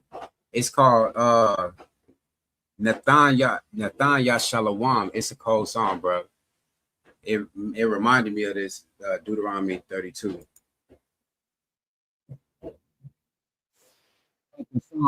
Please don't let them copyright me.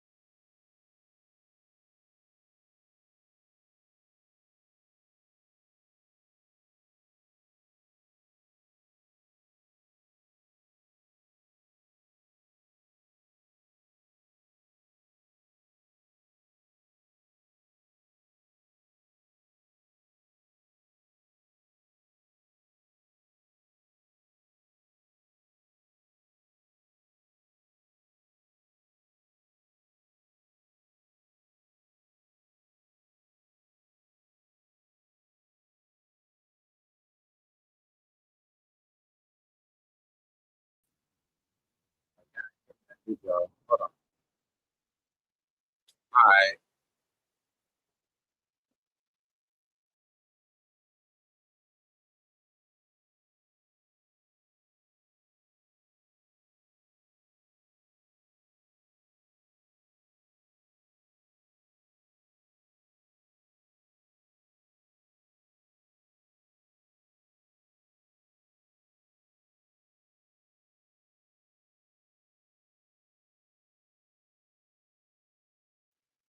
All right, y'all give me a second.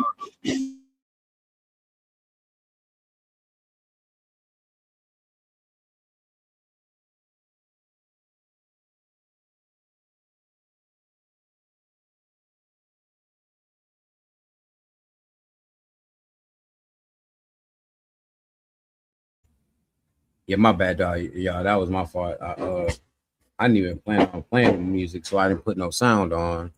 And these people out here, I try to put it on mute because they get it's fireworks, but it's cool. My bad, y'all. I'm back. All right, yeah, y'all listen to this song, bro. This mother code, and then we gonna get back to this descriptions. All right.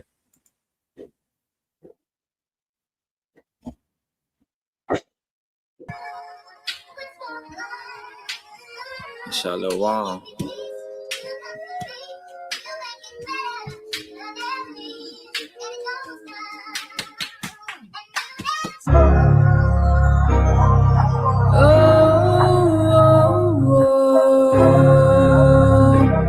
YAHAWAH, you make me better.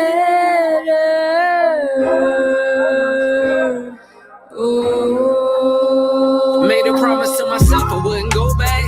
Same people you love, but still go back and slander your name, but stay focused. You know it's only a test, just keep going. Ain't nothing to prove, just kept flowing. I kept sowing the best seed I exceed when they kept snoring. They told me it's a dream cause they ain't woke up. I left the city at 21 and then I had sons. I just can't see all the angles. Chip? I'm not doing this, bro. No, I ain't doing this. Never mind. We getting back to the lesson. We getting back to this these scriptures, bro. I'm not doing this. Nope, I'm not doing this. We're gonna get back to these scriptures. We're just gonna do it like that. Can't even enjoy ourselves around here.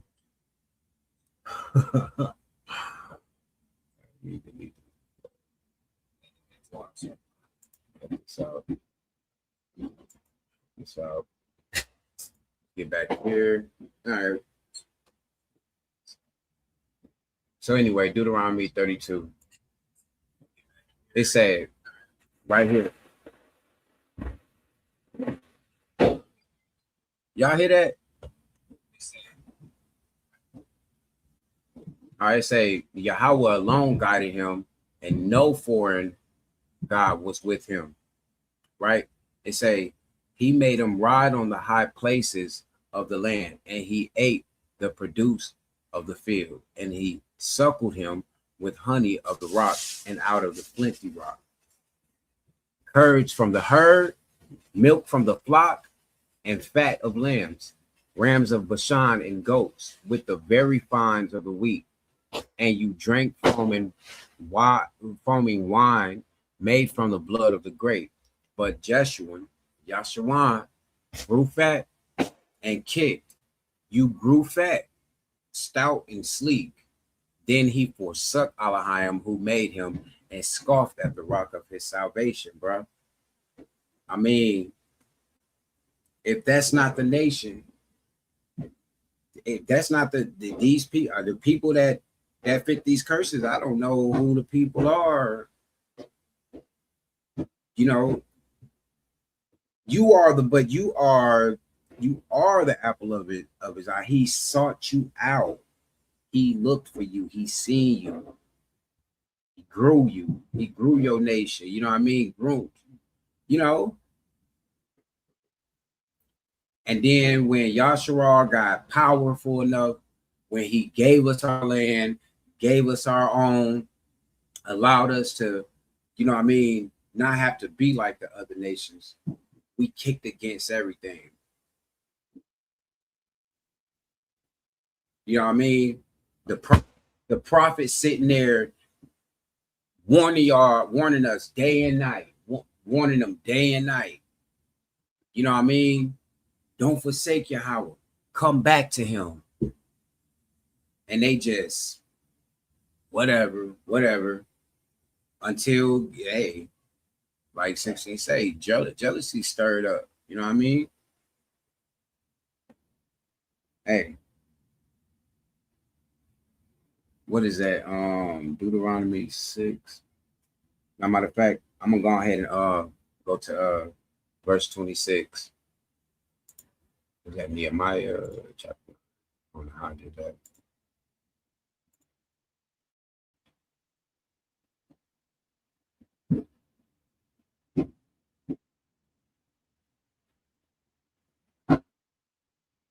All right. So verse 26, it says, nevertheless, they were disobedient and rebelled against you and cast your law behind their back and killed your prophets. Just, you know, and who had warned them in order to turn them back to you, and they committed great blasphemies. I mean, you know what's so crazy? If there was somebody, Israelite, you know, taking notes and writing letters and taking documentation on the nation right now, as of today, this line right here wouldn't even change. As of now, and that's crazy. It would say, nevertheless, they were disobedient and rebelled against you and cast your law behind their back and killed your prophets. The prophet thing, no. It'd say, scoffed your servants. You know what I mean? Who had warned them in order to turn them back to you. I'm just warning them what I'm nobody. I just understand that we read the same book. And the book that you read and the book I read say this right here. This is not a rock, paper, scissors. I don't know why people think, you know, Yahweh played rock, paper, scissors. Shoot. You can't cast lots against Yahweh. You understand me? But I mean, they do it to this day. But like I said, it wouldn't nothing change. But we gonna go to Judges 2 and 11.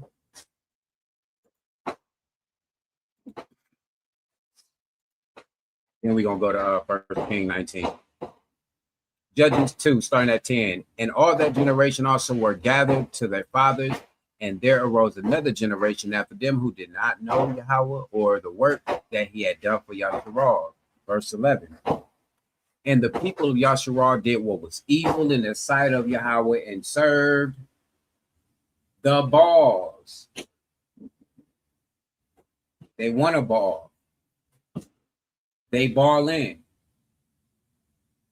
They serve a JC. They serve an A. They serve B. They serve M. They all about paper.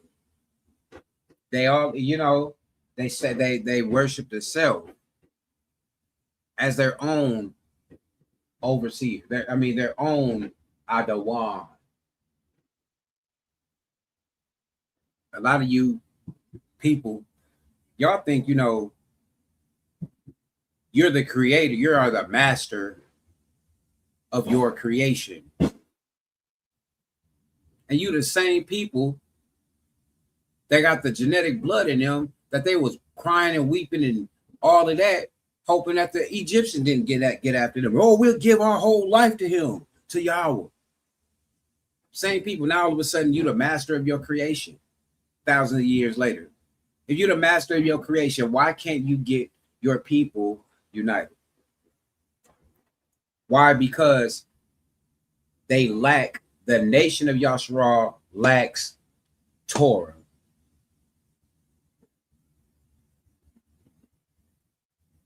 All right. Verse 12. And they abandoned Yahweh. Once again, they abandoned Yahweh. No, I didn't. I serve whatever alone. You abandoned him. You know what I mean?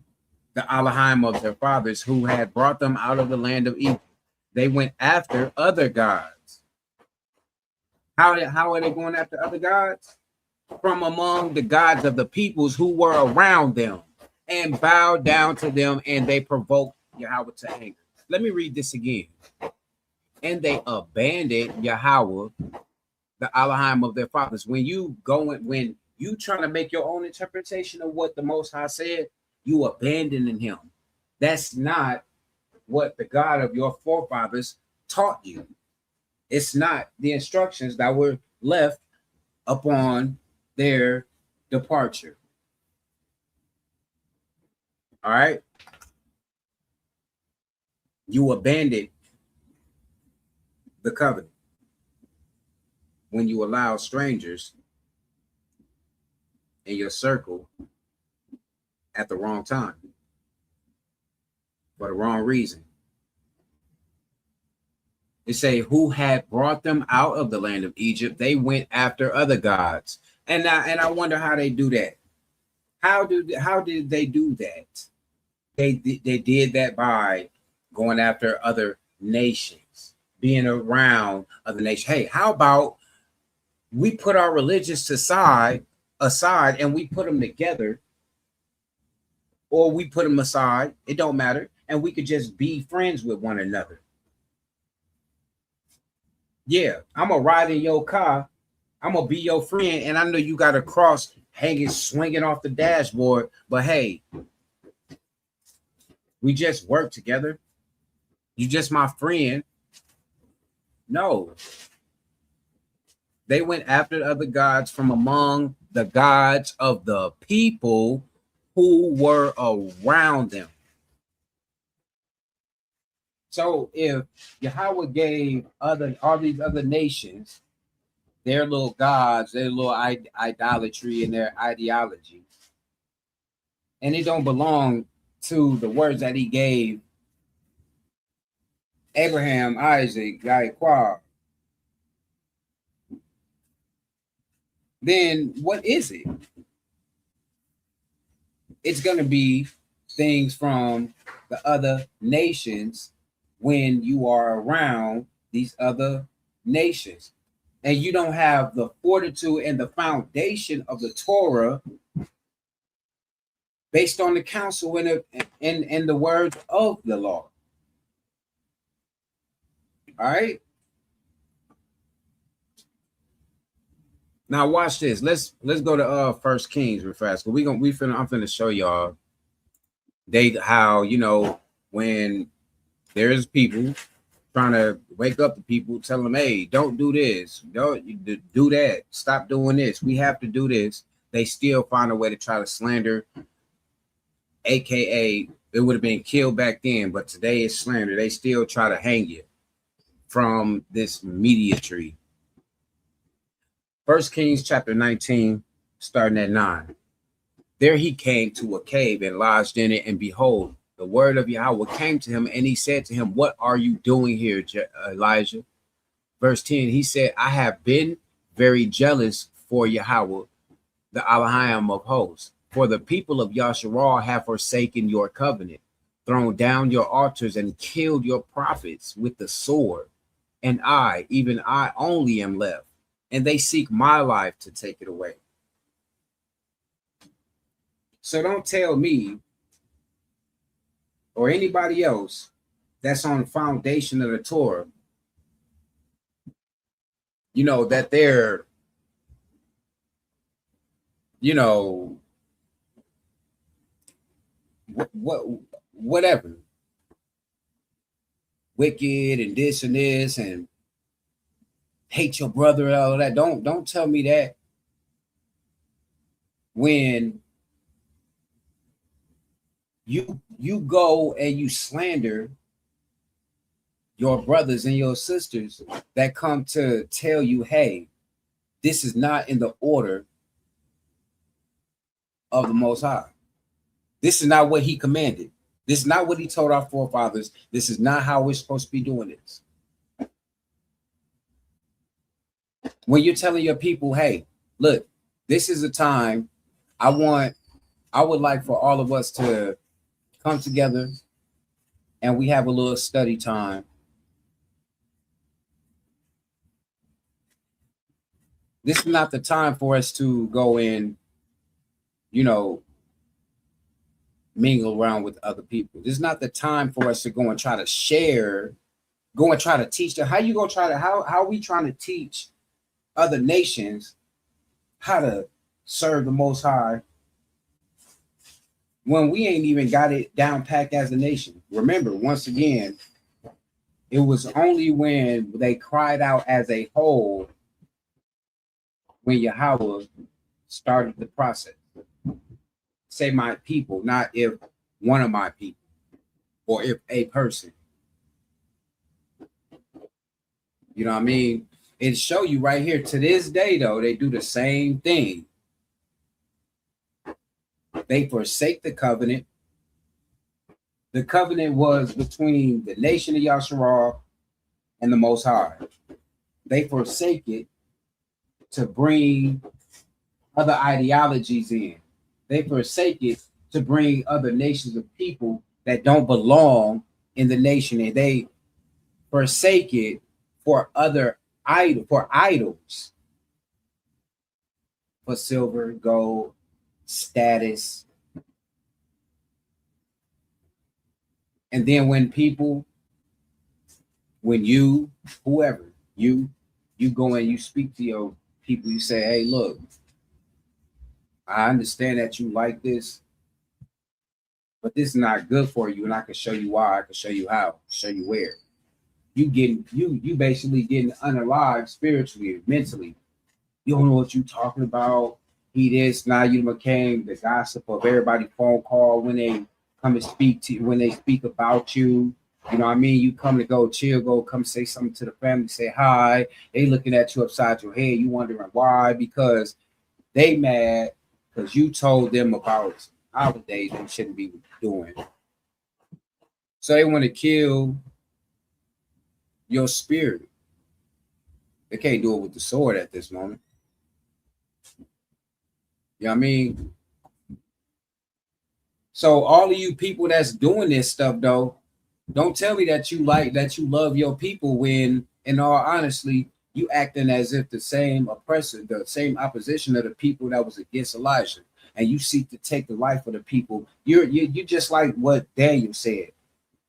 You know what I mean? A lot of you people are just like what Daniel explained. You seek to wear out the saints of the Most High.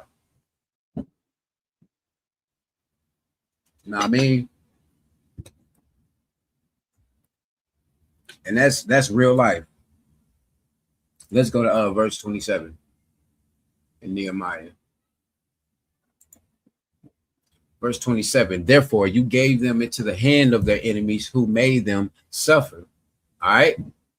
Therefore you gave them into the hands of their enemies who made them suffer. And why? Why did he do that? Because they went against him, right? Because they did what in verse 10? I mean, verse 26. They committed great blasphemies. They went against the Most High, killed his prophets. Same thing we just seen in First Kings. Verse 27, therefore you gave them into the hand of their enemy who made them suffer. And in the time of their suffering, they cried out to you, and you heard them from heaven. And according to your great mercies, you gave them saviors who saved them from the hand of their enemies. Now take that. Take that. Now, embellish this moment right here, bro. Because if you see the pattern of how loving he is to these people that deny him to this day, deny what he said, the Most High gave them into the hand of their enemy, because it's the same thing to this day, right? It's the same thing right now. Our ancestors, they did all that BS. You know what I mean? He put us in the hands of our enemies. You get it? He made us suffer. Am I wrong? We're suffering to this day, right now. You know what I mean? Present day. But it said in the time of their suffering, they cried out to you, and you heard them from heaven. That was back then in the Exodus that Nehemiah was talking about at that moment. Now we're here in the same moment. We got the same instructions. Y'all ever notice the Most High tends to like keep saying certain things throughout time? Over and over, he's saying certain things. He's showing certain patterns. So it just amazes me how some type of way we find a way to say, yeah, that happened then, but now I'm telling you that's different now. We have to let everybody else in with us. It's not about that.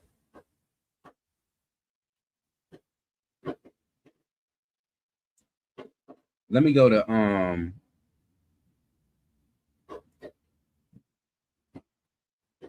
no, hold on. And let's get some straight. Now, right here, this say your great mercies you gave them saviors, right? A lot of you people, you know, y'all get on this bandwagon talking about some, yo, see that? Say savior. So now what? You say, okay, nobody save nobody, this and this. No. What y'all fail to realize is this scripture doesn't back up somebody else coming to save you. I don't even got time to go into this Hebrew and all of this. You need to look up what that word is and what it means. It doesn't mean a mediator between sin. All right. So yeah.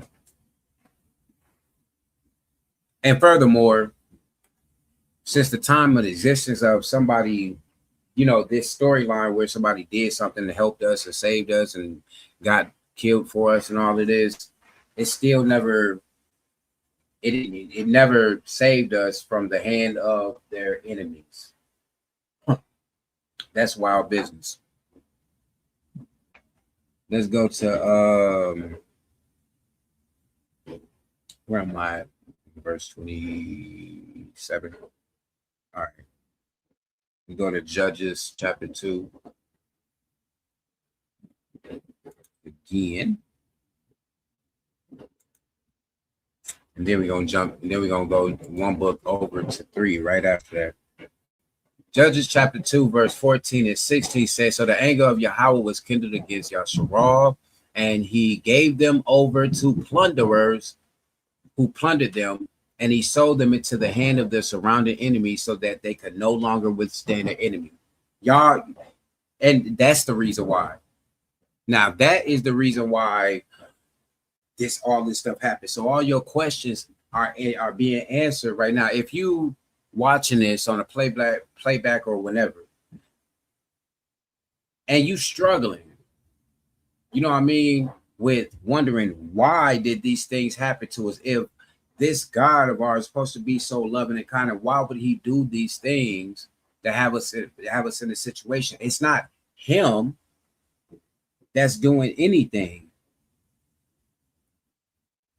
Yahweh's anger was kindled against the nation and given over to the plunderers because of their abomination, because they abandoned the Most High and they served Baals and Ashtoreths, like what is it? Atanyahu.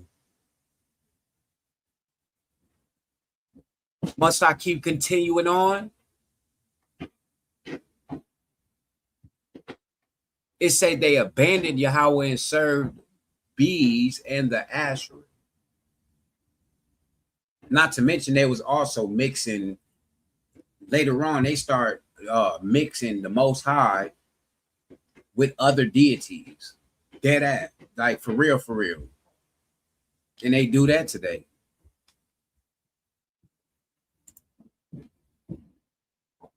Let me blow this up. I don't know what just happened.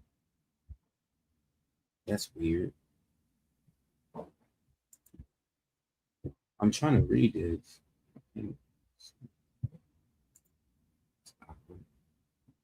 Y'all see this up top? Okay, there you go. That was weird. Proverbs 3:11. My son, despise not the chastening of Yahweh, neither be weary of his correction. See,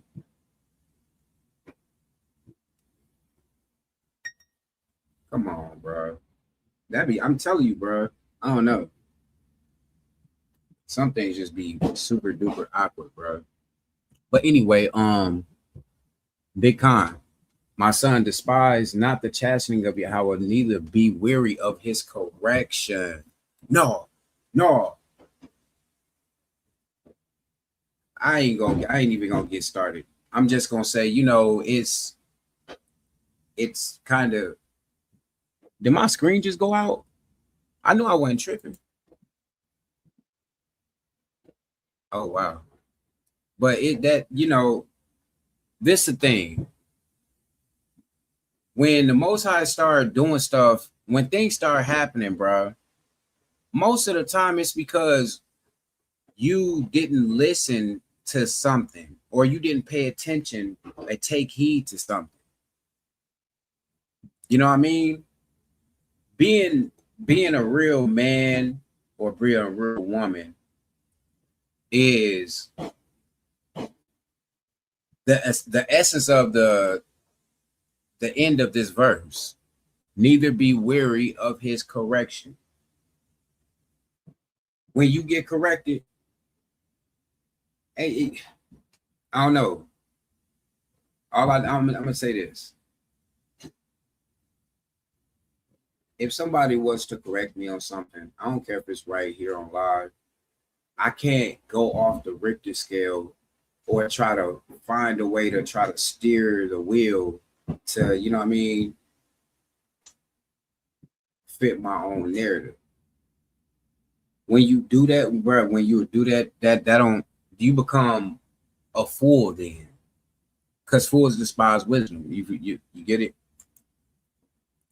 I mean, sister also put Proverbs 15:10, correction is grievous unto him that forsaketh the way, and he that hate reproval shall die. He that hate reproof shall die. So don't get mad at me. And you know, I don't do it because people like to take it out of character. But you can't get mad when you going against the Most High's Torah and His covenant, and somebody say, you know what I mean? All right, when He do something to you, you know what I mean? They're not wanting anything to happen. It's a warning. You can't look at the book of Proverbs right here, this chapter right here, and say, you know what I mean? If somebody warn you, you know what I mean? You can't look at this and say that this scripture right here is hateful. That you hate your people because I'm trying to warn you that something gonna happen to you if you keep going this way. But you know, that's nothing new. That's they always done this. You know what I mean? Let's keep this going. It say, so the anger of Yahweh was kindled against Yahshua, and he gave them over to plunderers and plundered them, and he sold them into the hand of the surrounded enemies so that they could no longer withstand their enemies. Whenever they marched out, the hand of Yahweh was against them for harm. You see that? As Yahweh had warned, and as Yahweh had sworn to them, and they were in terrible distress. I don't understand when you read these scriptures and you see the stuff that they did. I mean, the stuff that the Most High did after. It's like, do you actually want to be the one to like go through the bad side of this once things start to hit the fan? And mind you, we don't have a clue when it's going down. Only thing we know is stuff been going crazy. It could be a time period, maybe it could be a shift of something. That's cool and all. But the whole world, I'm not talking about YouTube. I'm talking about the whole world is going crazy. You know what I mean? It's so much stuff going on. Now, I don't know. Let me keep getting to it. These fireworks is really like throwing me off. Verse 16. Then Yahweh raised up judges who saved them out of the hand of those who plundered them. He raised up judges who saved them out of the hand who plundered them. So don't if somebody coming in the name of Yahweh, they coming through the scriptures, not their own opinion, the scriptures. Okay. Y'all do understand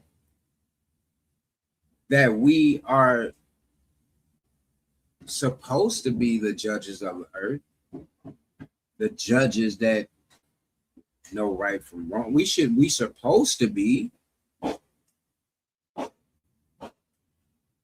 But I don't know, maybe for some reason people read this and they feel like they are a judge, so nobody else can tell them if they are wrong. I can't point to you. I can't give you the scriptures and say, look, this is wrong, bro.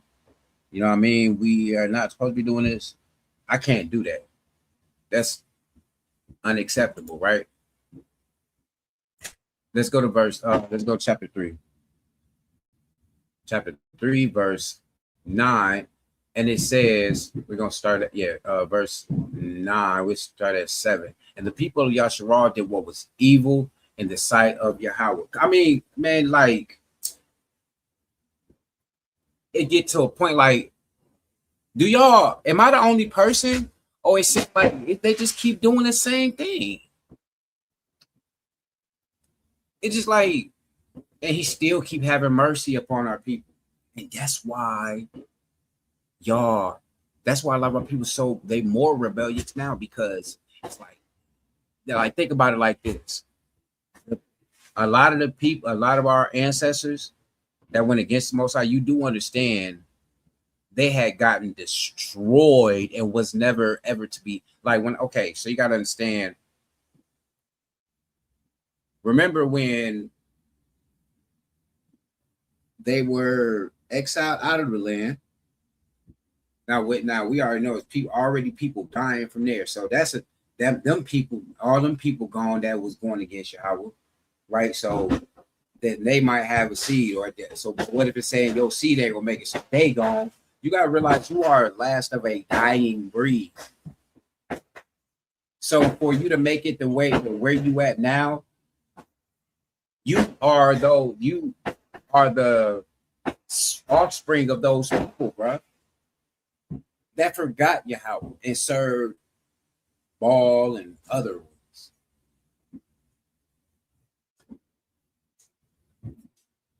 It's like y'all don't. Some of them are. Y'all get that, right? All y'all. What I'm trying to say is, you are a dying breed, and the people that you see around are the people left still with the same residue, same with the same irresponsibility, with the same idol worship, with the same disrespect, with the same trickery.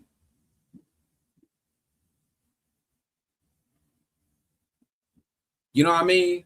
The same stuff. Judges 3:8 says, therefore, the anger of Yahweh was kindled against Yasharal, and he sold them into the hand of Cushan Rishathaim, king of Mesopotamia, and the people of Yasharal served Cushan 8 years. Verse 9. But when the people of Yasharal cried out to Yahweh, there we go with the cry out again. But when the people of Yasharal cried out, do y'all get what's going on here? Am I tripping? Because I seen a video where somebody was like really projecting on me. And then I seen a video from a heathen, and the first thing they pulled up was Sibboleth or something, or with Sibboleth. Well, some people say Sibboleth. They say Judges is talking about. Come on, bro. Okay, so just so happened you just make a video. Okay, that's cool, whatever. So now here we go. Y'all allowing heathens to come in the nation and sneak this and make videos on the brother. Right? But every time we turn around, these scriptures are saying when the people of Yasharal cried out. Hey, Shalom, Ezekiel. Hope all is well with you too, brother. Peace. Peace. Hope you and the kids and the wife doing good, brother. You know what I mean? A lot of people need to learn from this. Need to learn from bro, for real, bro. So verse 9 again say what it says, but when the people of Yasharal cried out to Yahweh, Yahweh raised up a deliverer for the people of Yasharal who saved them. Okay? I mean, it's that simple. And then after that, see, and this is the thing what people got to understand. Once the nation is taken care of, then we can spread out the knowledge. We can spread this certain knowledge. We can spread out, you know what I mean? We can spread our arms on the invitation. They can cleave to us then, but they can't cleave to us. We sitting there. You want to argue. You want to try to pull the sword out on me for another heathen. You know what I mean? Let's go to verse. I think I'm at verse 28.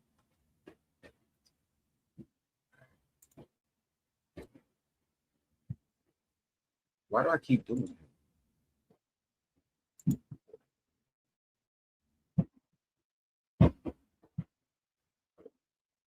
Nehemiah.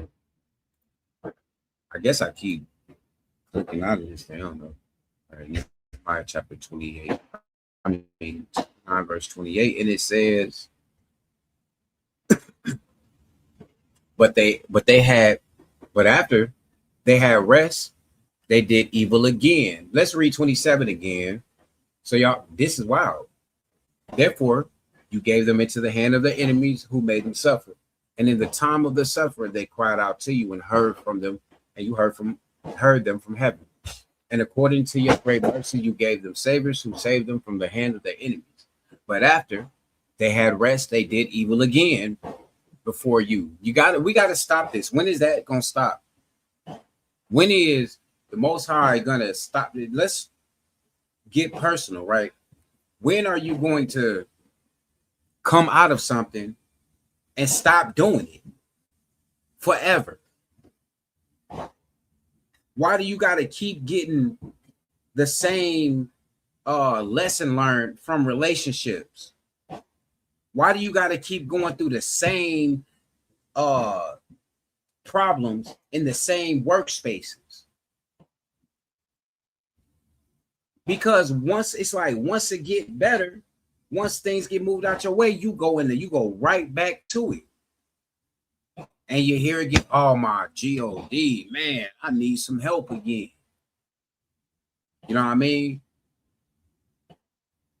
It say, but after they had rest, they did the evil again before you, and you abandoned them to the hand of their enemies, so that they had a dominion over them. Yet when they turned and cried to you, you heard from heaven, and many times you delivered them according to your mercy. Don't tell me that in order for the Most High to hear my cry, I have to accept other people inside of a section that Yahweh only specifically designed for his people. Don't tell me that I'm wrong for being an usher and guiding the people in the correct seats that they go in.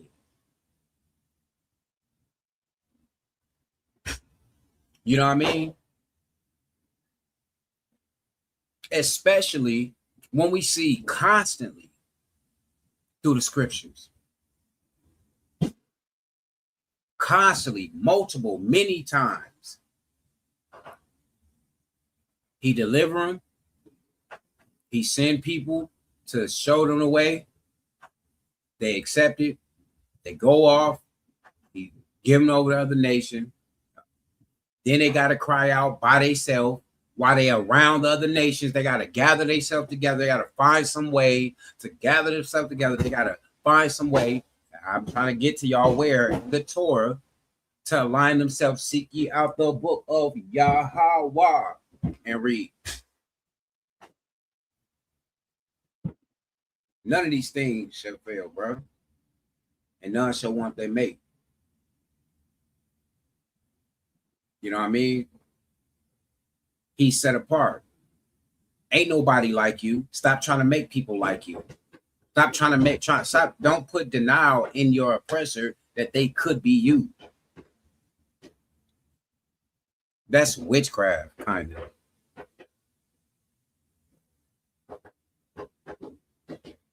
Facts. I said they mistake Ahab. Put Ahab for hate. Khan, big facts. Always.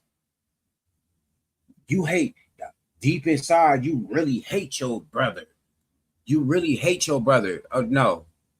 If I hated my brother, I'd be like, oh, they off, bro. And then you know the rest, how people do it.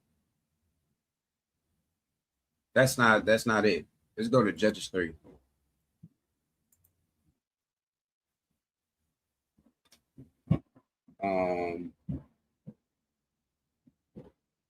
Yeah. Judges 3. Oh, that's what I was looking at. Then we go into 4. That's crazy.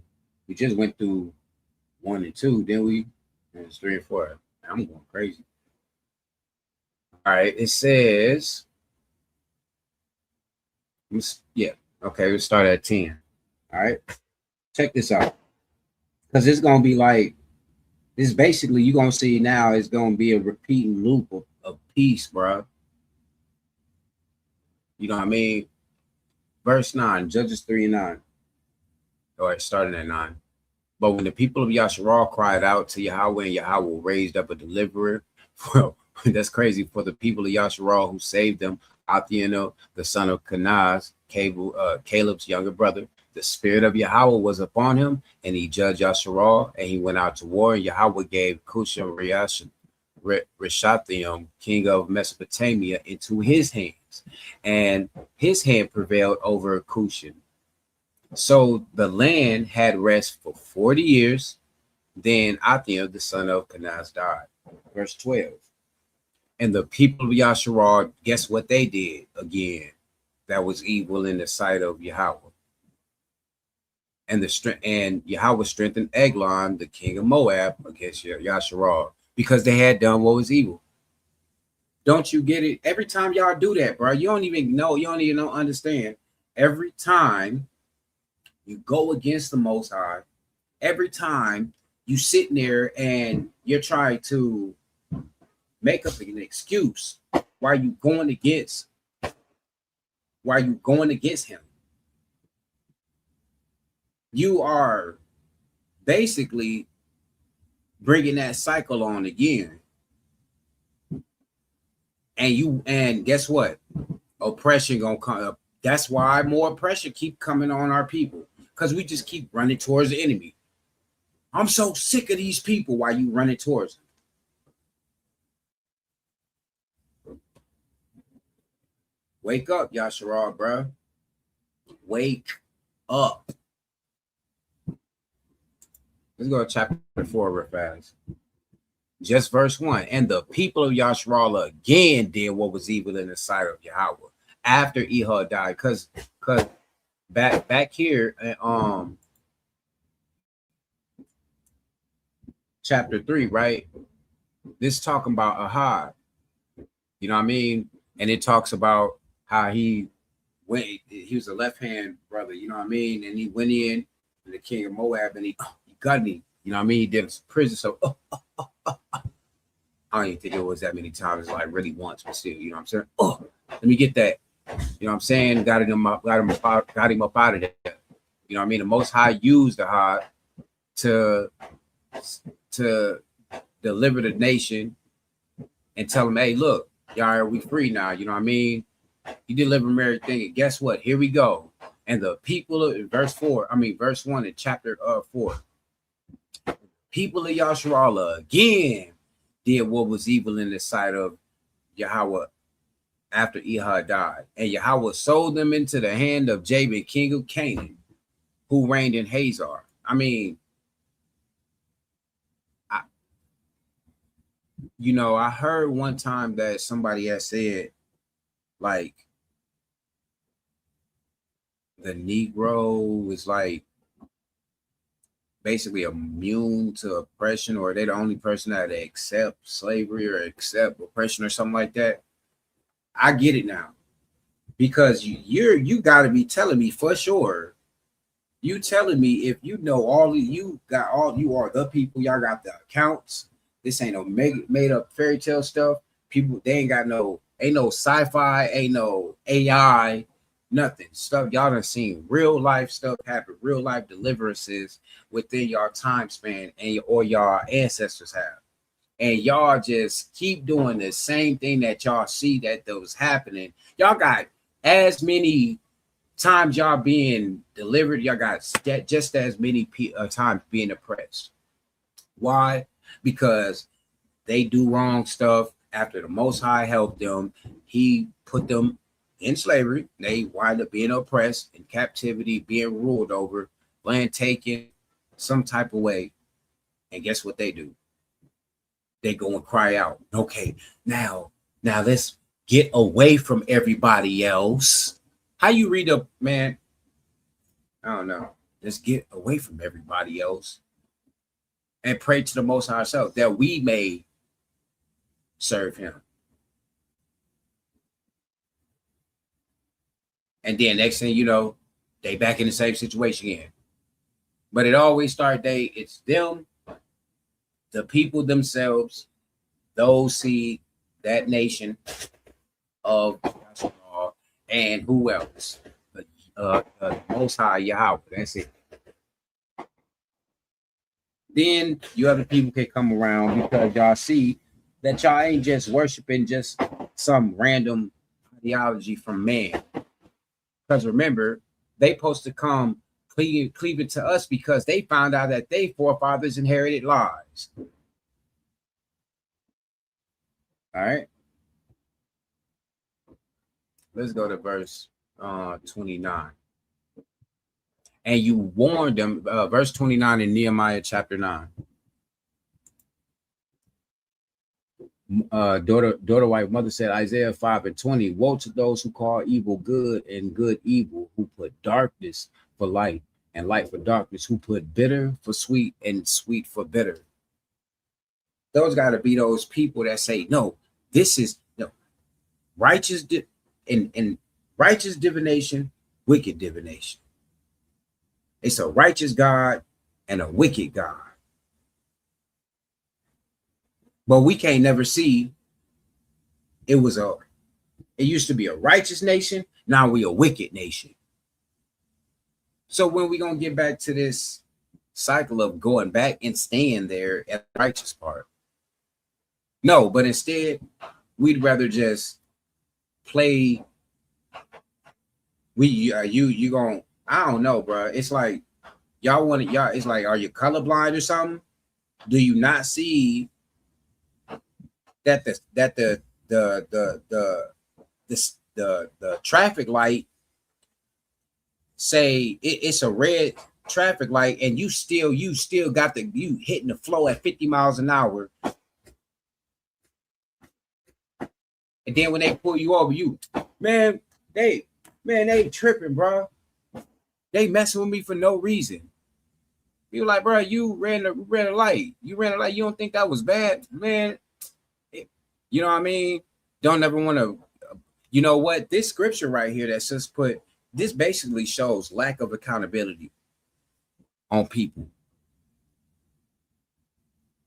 I'm sitting. You got service out here, service of the Most High. They telling you this wrong. You say no, it's not. We telling you no. Hey, look, this is not what Yahweh with, and you telling no, Yahweh is with us.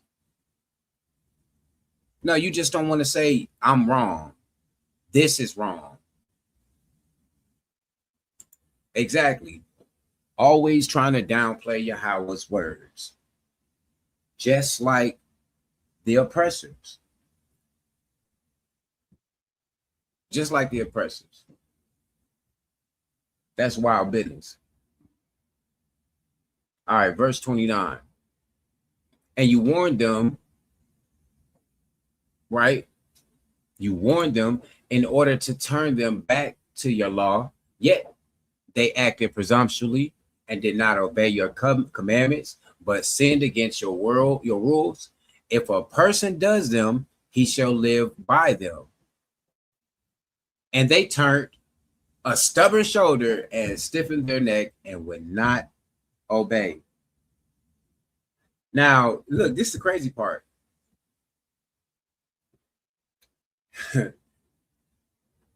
You know, if it was any other people that was given this covenant, they would have followed it to a T. Y'all know that, right?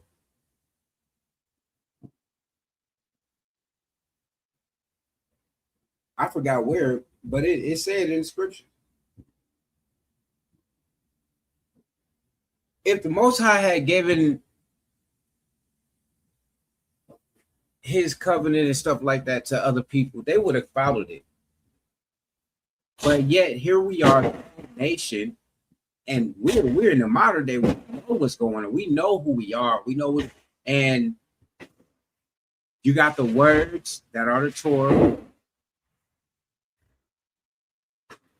Bro, they don't even understand each shoot, every shot y'all hear, or every firework, whatever, that's another man down of your people. You know what I mean?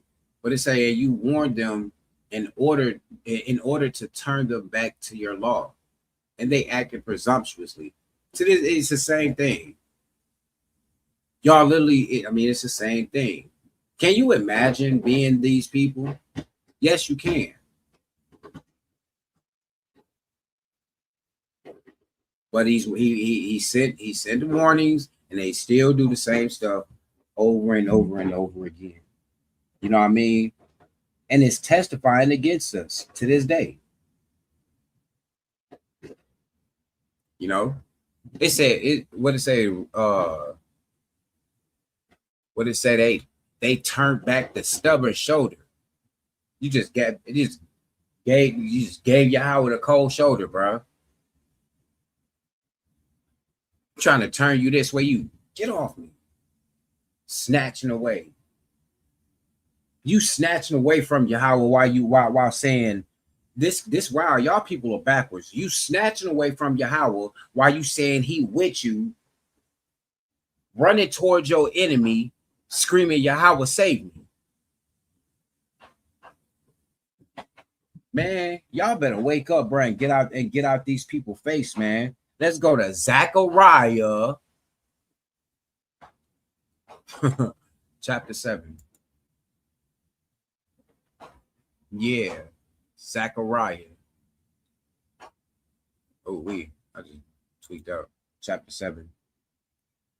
Verse, but oh dang, I just did that. What's that? Hold on, give me a second. I wasn't trying to change the book of Nehemiah. I was trying to change the book of Judges. All right, Zechariah chapter 7. We're going to start at Hananiah put Jeremiah 44:16. As for the word that you have spoken to us in the name of Yahweh, we will not listen to you. Hey, look. Exactly. Look, man. Hold on. Let me share this comment. The account of Jeremiah 44. They purposely disobeyed and were dying by war and famines. That's wild. Y'all getting wiped out, and people still, bruh. So they literally was doing this. They literally running towards their oppressor while saying, "Yeah, please save me." Y'all purposely they purposely did this. First of all, they came to Jeremiah. Hold on, let's go to Jeremiah real fast. Hold on. I'm at Zechariah 7:11. Hold on, let's go to Jeremiah real fast, brother, because this is wild.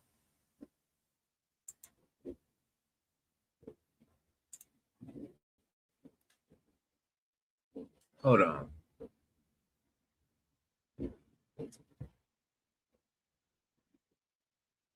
Okay, this was in Memphis, Pathros. Okay, that's where the Elephantine is. All right, so this is when these wicked dudes is in the temple of YHW. He's over there then. So okay, so it's 42. It's around 42. Give me a second. See the 42 or 40. Yeah, Jeremiah taken to Egypt, so it's around here. Okay, so it's 42. Yep. Because now watch this. Look, watch this. Watch this.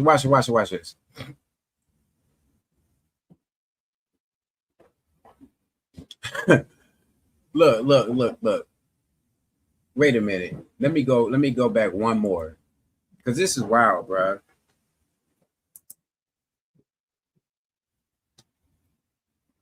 This is wild.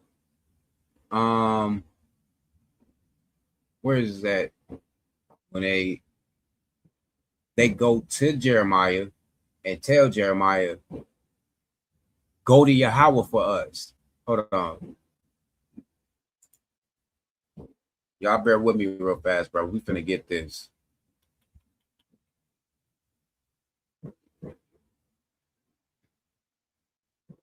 Okay, this is when he sends Jeremiah away.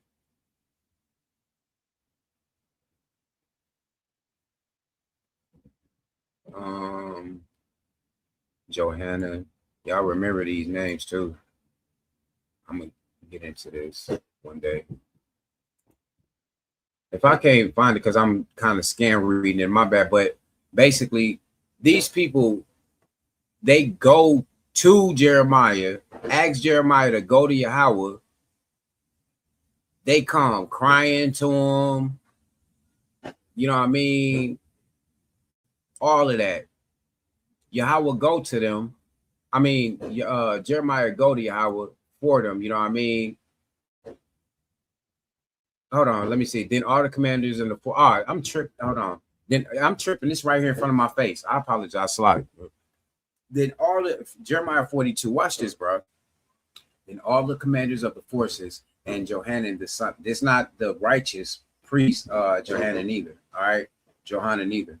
But it say, and Johanan the son of Korea and Jezaniah the son of Hoshea, and all the people from the least to the greatest came near and said to Jeremiah the prophet, let our plea for mercy come before you, and pray to Yahweh your Elohim for us, for all this remnant, because we are left with but a few, and as few as your eyes see us, that Yahweh your Elohim may show us the way, right? Teach me the only way to go, right? Jeremiah 42:3, that Yahweh your Elohim may show us the way we should go and the thing that we should do. Jeremiah the prophet said to them, I have heard you. Behold, I will pray to Yahweh your Elohim according to your request. And whatever Yahweh answers you, I will tell you. I will keep nothing back from you. Then they said to Jeremiah, may Yahweh be a true and faithful witness against us if we do not act according to all the word which Yahweh your Elohim send us today. Send you to us. Whether it is good or bad, we will obey the voice of Yahweh our Elohim. So wait a minute. They done went to Jeremiah. Then they said, hey, please go to him. You know, what we did was wrong. Seek mercy for us. We know he's gracious, and whatever he tells us to do, we're going to do it. All right. We will obey the voice of Yahweh, our Elohim, to whom we are sending you, that it may be well with you when we obey the voice of Yahweh, Elohim. At the end of the 10 days, the word of Yahweh came to Jeremiah. Then he summoned Johanan, the son of Korea, and all the commanders of the forces who were with him, and all the people from the least to the greatest, and said to them, thus says Yahweh, Elohim Yasharah, to whom you sent me to present your plea for mercy before him. When you remain if you remain in this land, then I will build you up and not pull you down. I will plant you and not pluck you up, for I relent of the disaster that I did to you. Do not fear the king of Babylon, of whom you are afraid. Do not fear him, declares Yahweh, for I am with you to save you and to deliver you from his hand. I will grant you mercy, that you may have mercy on you, and let you remain in your land. But if you say, verse 13, you would not remain in this land, disobeying the voice of Yahweh your Elohim, and saying, no, we will go to the land of Egypt, where we shall not see war or hear the sound of the trumpet, or be hungry for bread, and we will dwell there. Then hear the word of Yahweh hear the word of Yahweh, O remnant of Yahweh. Thus says Yahweh of hosts, the Elohim of Yasharah, if you set your faces to go into Egypt and go to live there, then the sword that you fear shall overtake you there in the land of Egypt, and the famine of which you are afraid shall follow close after you to Egypt, and there you shall die. Guess what? Guess what happened? All the men who set their face to go to Egypt to live there shall die by the sword, by famine. Yeah, but guess what happened, y'all? They literally kidnapped this man, Jeremiah, made some type of lie talking about he trying to conspire against them for Babylon or some weird stuff. Kidnapped this man and went to Egypt after they just told this man, go to the Most High and pray for me. Y'all full of crap, bro. Y'all do the same thing to this day. Going against someone who was sent by Yahweh. They literally kidnapped this. They knew he was sent by Yahweh. They knew it. Yeah, let's get this brother. He good. He good with the Torah. He good with the verses. Let's go and ask him. All right. Let's go. Let's go to the scriptures. Let's see what it say. No, we ain't doing that. Now you just said that you was gonna do whatever the Most High said do. Now you ain't doing it. And on top of that, not only are we not doing it, we taking you down with us. You coming with us? No, Yahweh told me. No, Yahweh said don't go to Egypt. I'm not going. No, you coming with us. But you told me to see it. No, you coming with us. Y'all just want Yahweh to do what y'all want him to do, and when he don't grant it, y'all going to take it by force.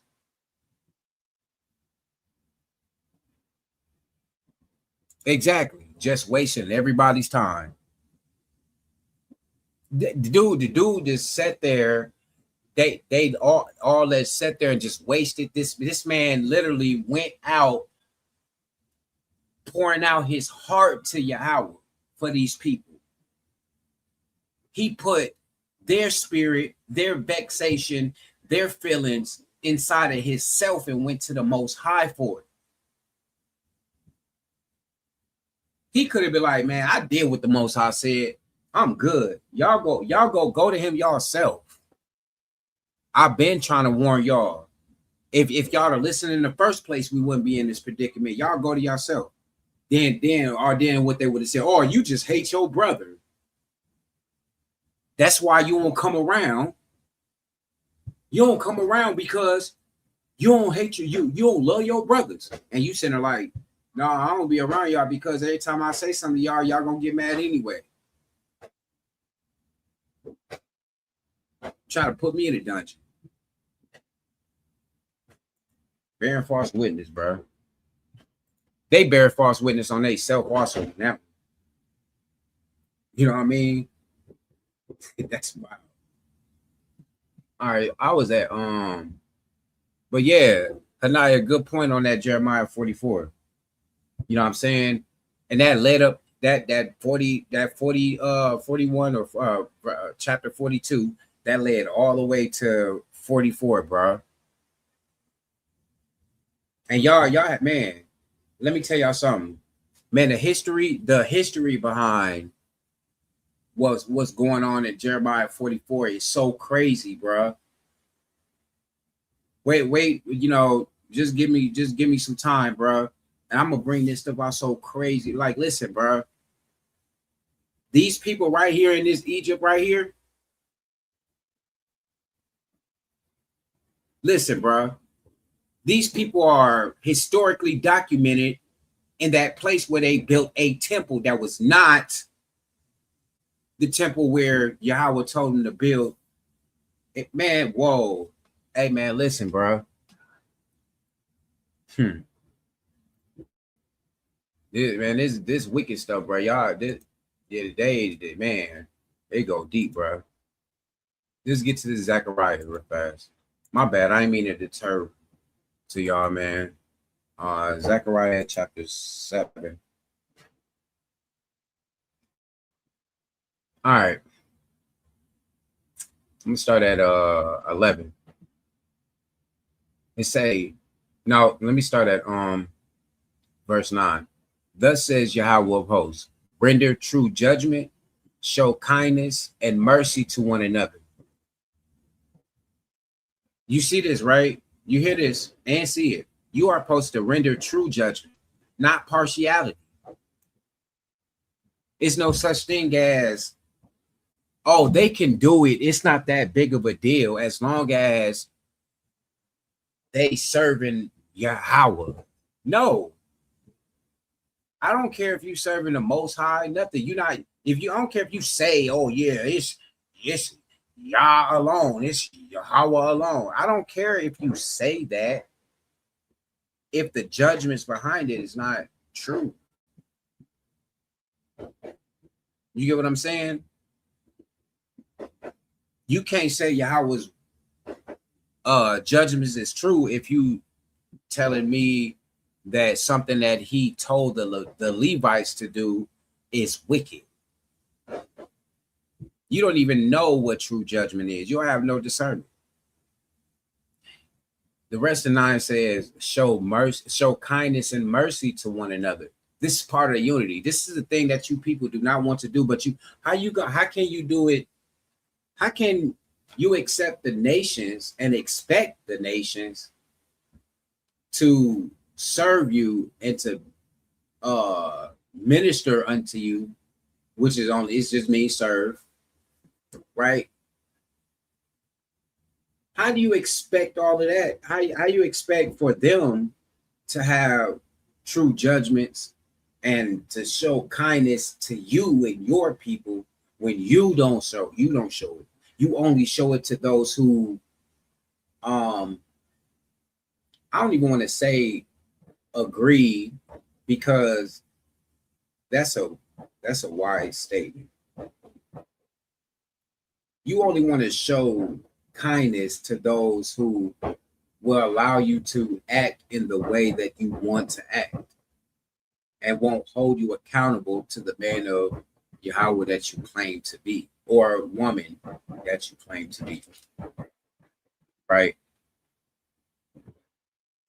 So thus says Yahweh, render true judgments, show kindness and mercy to one another. Do not oppress the widow, the fatherless, the sojourner, or the poor. Look, it says do not oppress the widow, fatherless, and sojourner. It don't say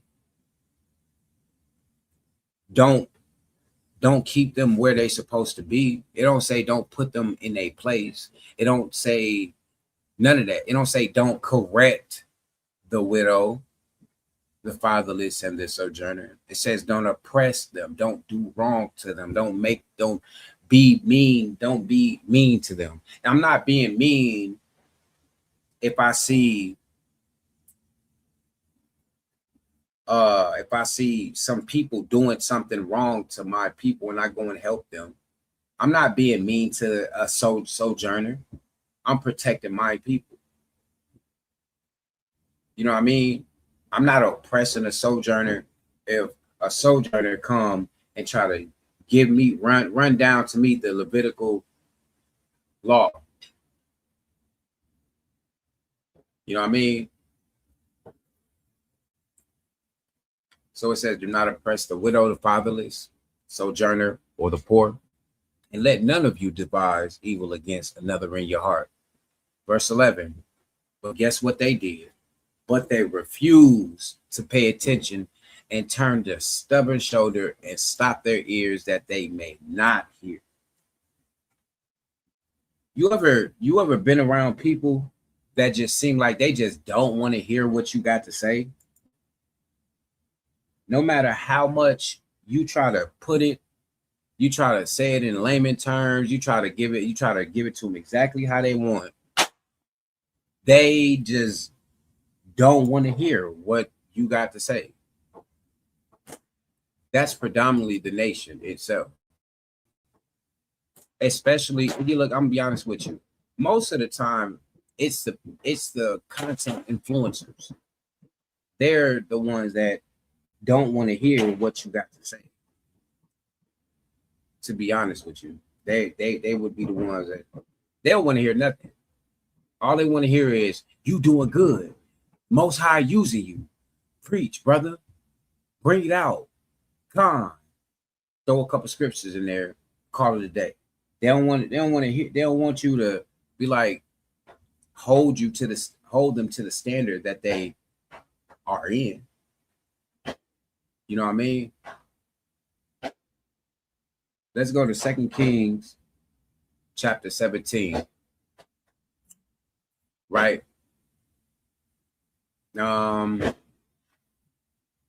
Focus 13. I want to start at. Hey, okay. This is crazy. Let's start at 7. Right. It says, And this occurred because the people of Yahshua had sinned against Yahweh the Elohim. Are y'all getting, is it just me? Are y'all getting tired of hearing this? Like, what? Sister X said, oppression is what we experience in this country currently at their hands. So it's impossible to oppress a group of people who are ruling. Come on, man. Come on, man. Now, wait a minute. Because can somebody, and it's like, when I see the cycle, I'm more encouraged and more at the note of like, I gotta make sure I don't fall into this cycle. Me or my family. As for me and my house, we shall serve Yahweh, and we're gonna do it in all the fashions that He allowed us to be able to do it here, with no excuses. If He gave me the opportunity to be able to do it, I'm gonna do it. Right? If He tells me only build for your nation, and then when they're good and the foundation is good, then you can bring in the rest. That's what I'm gonna do. Now the crazy part about it is if this book, I don't know, it's like, if you really want a bunch of people with you, then go back to the New Testament. The New Testament, everybody's welcome. And you cannot be saved. It don't even matter who you are, as long as you believe in that dude in the back of the book. But for some reason, all of a sudden, everything about the dude ain't of Yahweh. But for some reason, we got to do almost exactly what they do in that book. Everybody get to come around us. Ain't no order. And that's how we got to do it in order for the Most High to come and get us.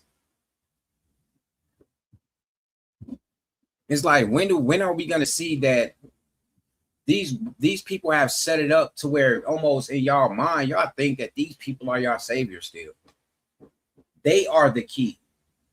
That your real test, since you didn't want to serve the Most High and love your brother, your test now is to allow other people in your nation.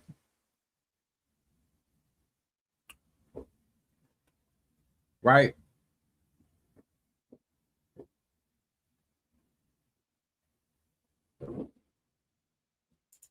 Exactly, sis. Said it's trippy. You can read all the errors in the scriptures, then turn around and do the same things in this captivity. I'm come on, bro. Sister A said, reoccurring theme. If you read it, Leviticus 26, it is one of the many laws regarding idolatry. When we commit idolatry, we are exiled from our land, and Yah gives us in the hands of our enemy, slavery. Exactly. Now think about this. You don't see that a recurring thing through the scriptures all over. Adam and them, they sin against the Most High. They get exiled. Cain sinned against Yahweh. He get exiled. All the way down to Yasharal. They get exiled. Nobody seems to learn the lesson. Do not go against the Almighty. But some kind of way, man decides that they must go against him. They must. And I said, it's like how they try to say we are racist when we don't have the power to oppress anyone or to be racist. All we can do is say words. Honestly, that is so true. And that hurt. And you know what's crazy is? It's crazier when these people, they can do more than their words can get us unalive, but our words don't do nothing but get us in trouble with our own people.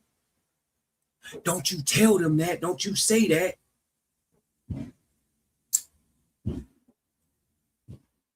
You know, when the whole time we get ridiculed just when we say you not a part of us. You cannot be in this part right now. You are to listen. Take notes. You can even, after you take notes, find counsel with the Israelite and ask them about this. You're not going to teach them anything.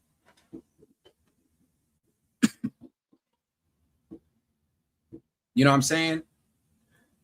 But you got to be careful with that, because Esau, you know, these people, all of these nations, they're deceptive. They'll come in, like in Ezekiel 33, they'll come and ask you about the Most High for you to give them, you know what I mean?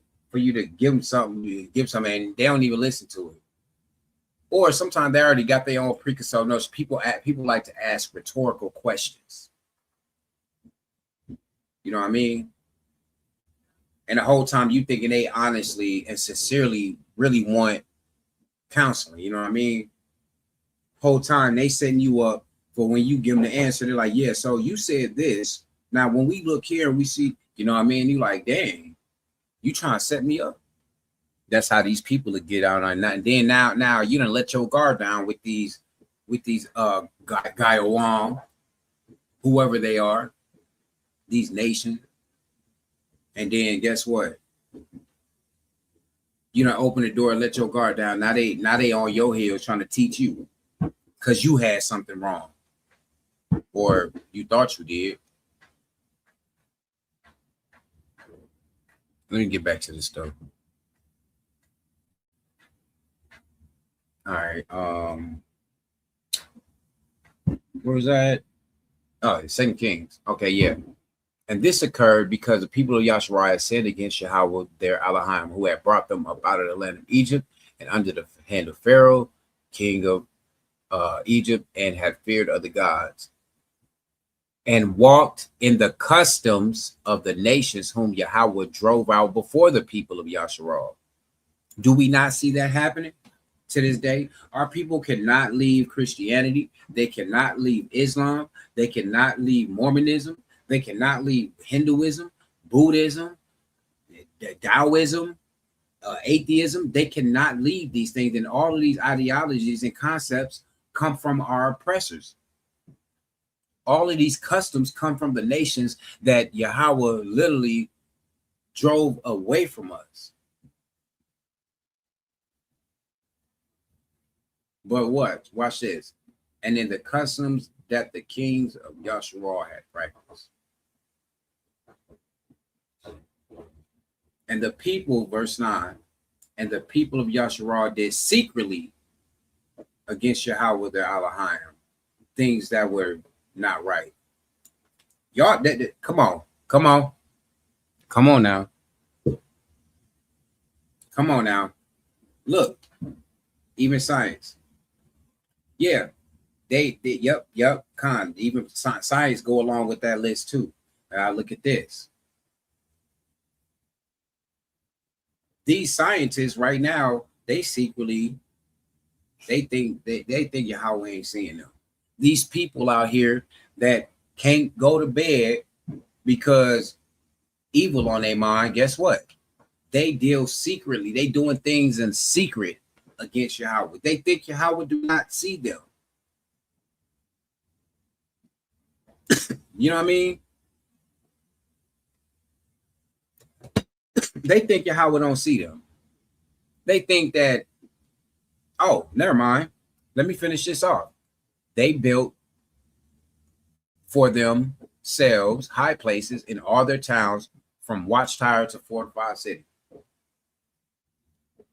They doing that right now. It's called their ideologies. Don't get it twisted.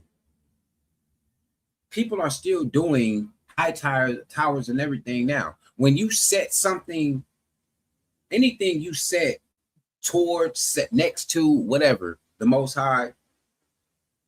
You trying to build it as a high place, bro. And y'all think just because ain't nobody, we don't have fortified cities and stuff like that, well, that, no, we can't, we ain't burning incense and we ain't doing this. You doing the same stuff. When you bring out trying to separate wisdom from the Most High, that's a high tower. That's ancient ideology, bro. You know what I mean? But you do it in secret. And then you'll say Yahweh is with us. You'll say this. Man, y'all people is crazy. Anyway, verse 10.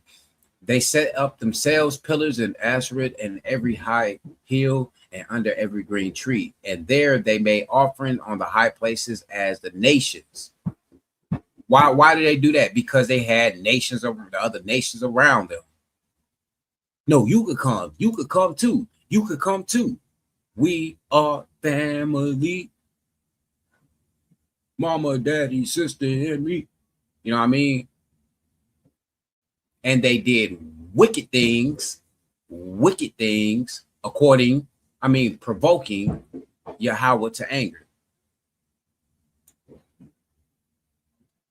Watch this, verse 12. And they served idols, of which Yahweh has said to them, you shall not do this. And yet Yahweh warned Yasharah and Yahweh by every prophet and every seer, saying, turn from your evil ways and keep my commandments and my statutes in accordance with all the law that I commanded your fathers, not the fathers, your fathers. These instructions, all the instructions that Yahweh are giving us as a nation, they go to you. They was given to the fathers of this book right here that you hold. You literally hand over your birthright when you allow these people to enter into your dwelling place of worship. You know what I mean? If they really love Yahweh, they sit back, they take in, even if you don't know it all. It could be, it could be a Gentile or something that know more than you. But they're going to sit back, listen.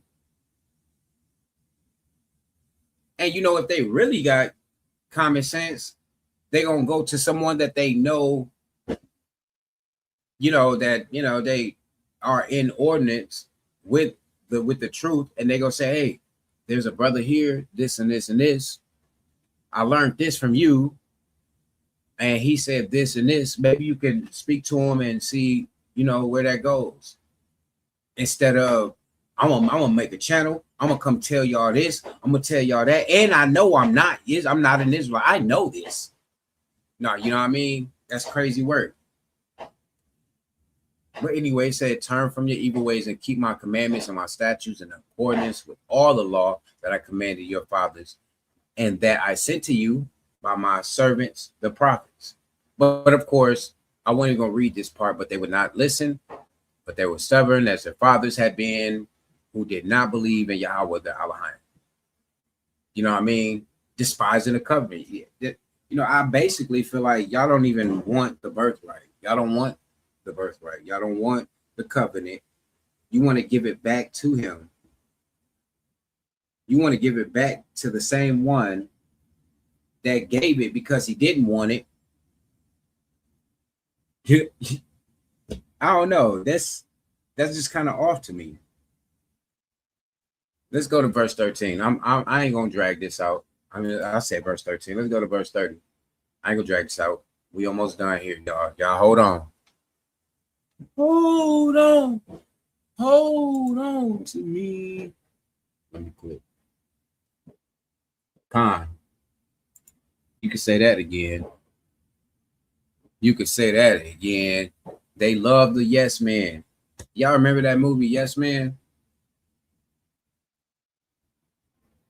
when that dude figured it out, he was broken. Hey, I ain't no yes man, bro. You know what I mean? Our people done had enough of that. You know what I mean? So let's get this over with. Many years you bore, verse 30, Nehemiah 9, verse 30. Many years you bore with them and warned them by your spirit through your prophets. Yet they would not give ear. There you go again. Therefore, you gave them into the hand of the people of the lands. They literally come on, bro. For many years they did this. For many years, the Most High was having people prophesy to these people. He was having the prophets come and warn people, and they just kept forbearing it. Like, and then you know what I mean? Then when you get caught up, now you want to cry out. You know, it's obvious if Yahweh never made the actual covenant. You know what I mean? And he wasn't a righteous power, bro. He would have been wiped us out, because it's like, or you know what I mean, wiped us out, and then whatever it would have been, bro. Because this is a lot. It's like people seen the warnings come true. They seen the Most High give message to people, and they come and speak it, tell them what's going on. Then people still like, well, you know what I mean? Whatever. We gonna do whatever come out of our mouth. Don't want to hear what you saying. Same thing to this day. You know what? I'm gonna make sure you never ever have to correct me again. I'm gonna block you. I'm gonna make sure I don't have to be accountable. We gonna kill Jeremiah, right? We gonna try to kill this man. Let's come against him with our lips, with our mouths. Let's go to 2 Chronicles 36 and 15. It say Yahweh, the Elohim of their fathers, sent persistently to them by messengers, because he had compassion on his people and on his dwelling place. Persistently he sent people, he sent his messengers. Verse 16, but they kept mocking the messengers of Elohim, despising his words, scoffing at his prophets. I mean, I don't know. I just think about it. I think about it in the sense of like those people that were guilty of this crime, you know what I mean, mocking Yahweh and his messengers. When that judgment time came, how did that feel? How would it feel? Like for Hananiah, for instance, right? He talking this and this. Yeah, Yahweh said this. Jeremiah like, all right, well, whatever. But Yahweh didn't say that. He ain't sending you either. And then when he told him, you're gonna die in 2 years. Imagine being this person, knowing you just lied and said Yahweh said something that he didn't, and you hoping this dude Jeremiah is wrong about in 2 years he gonna die.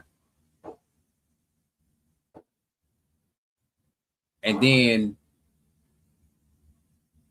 when that moment, the moment that we've all been waiting for comes, that little slight part between reality between the physical and whatever else is going on, when that come into play and you don't have no more options, you don't have no more chances. It ain't no more, I'm going to get up and I'm going to do it right. That's it. It's over with.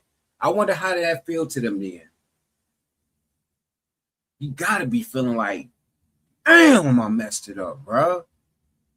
I really thought it was sweet. Hey, look. Hey, you right. You right, sis. You right. They rather have this kingdom of captivity. You right. Peace, Vicar. He's the only reason why we haven't been catastrophically wiped out because of the righteousness and the weeds that, well, I ain't gonna lie to you. I low key honest with you. It ain't even because of no righteousness of ours. It's because of what he told our ancestors. To be honest with you, I think we already went through that, didn't we? You know, it ain't even because of our righteousness, man. It can't be. There's not a lick of look. For the last, I don't know. Okay, we've been on for 3 hours already.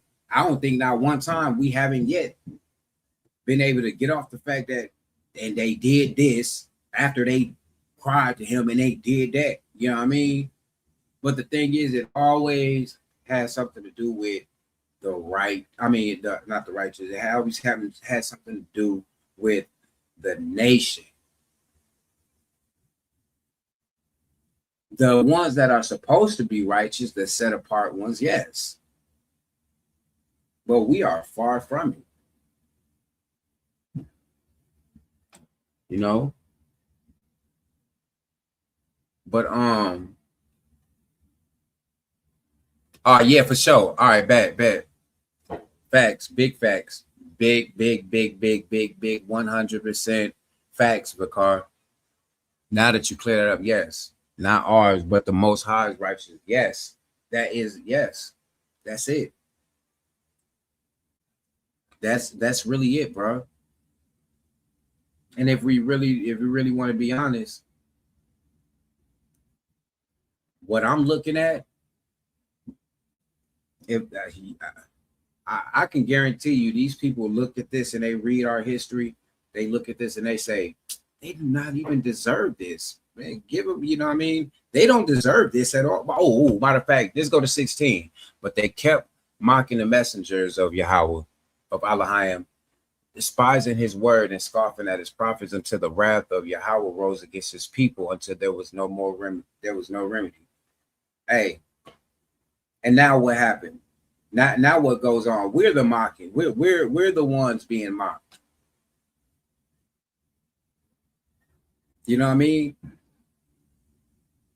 When these people read this, they be like, I know they be like, man, they deserve it. And then when you see and you look at them now and they doing the same thing, they deserve it. Give them another 400 years. You know what I mean? We have to do better as a nation.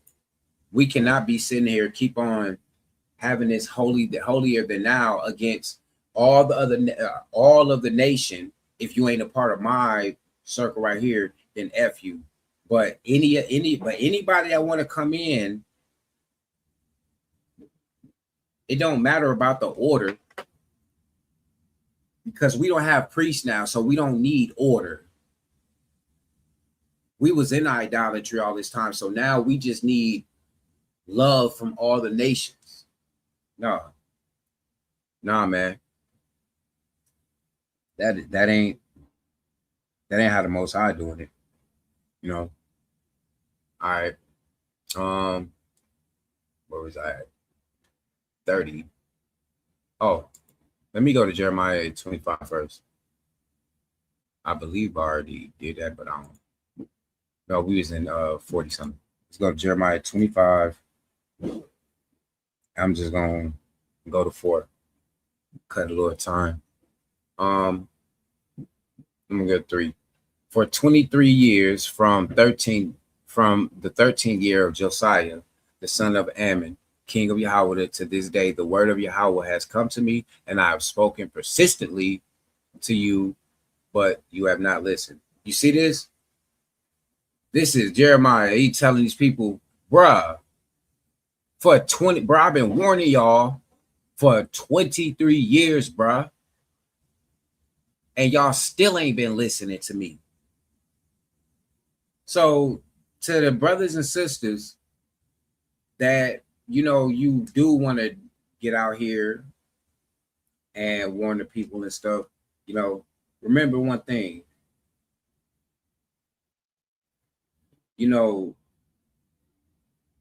prophet, look at Jeremiah. For 23 years, he warned these people, and they never got it.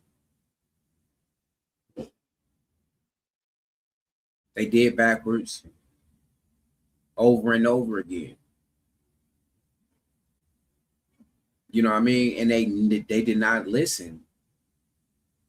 So don't get discouraged and think like, you know what I mean, you gotta quit it. You gotta quit. You just do it when the Most High put it on you. You know what I mean? You don't gotta quit and shut it down. Don't give up completely on your people. There gotta be somebody that's gonna listen.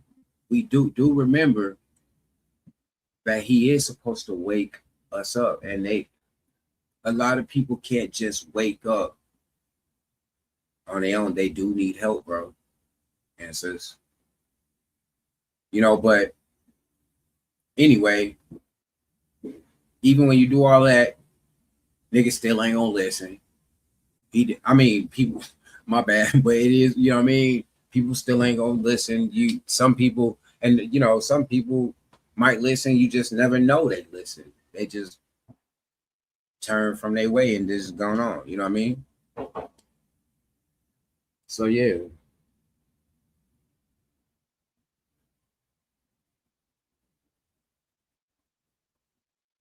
Where was I? Let's see. 20. Oh yeah, 20. Oh yeah, I just did 25. Okay, yeah, I'm on 30. Let me get to this 30 real fast. Hold on. I'm gonna say Ezekiel said, "Is it too much mercy the righteous has? Is it evil to eliminate someone we identify as evil?" I don't. I ain't gonna cap. I'm gonna keep that to myself because these people be, you know what I mean. But there we go. I'm gonna let that sit there real fast.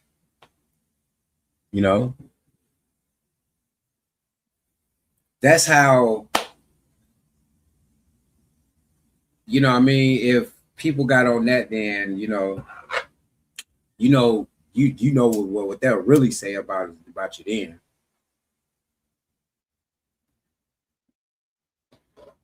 You know what I mean? But to be honest, and look, let's get some straight too though. I believe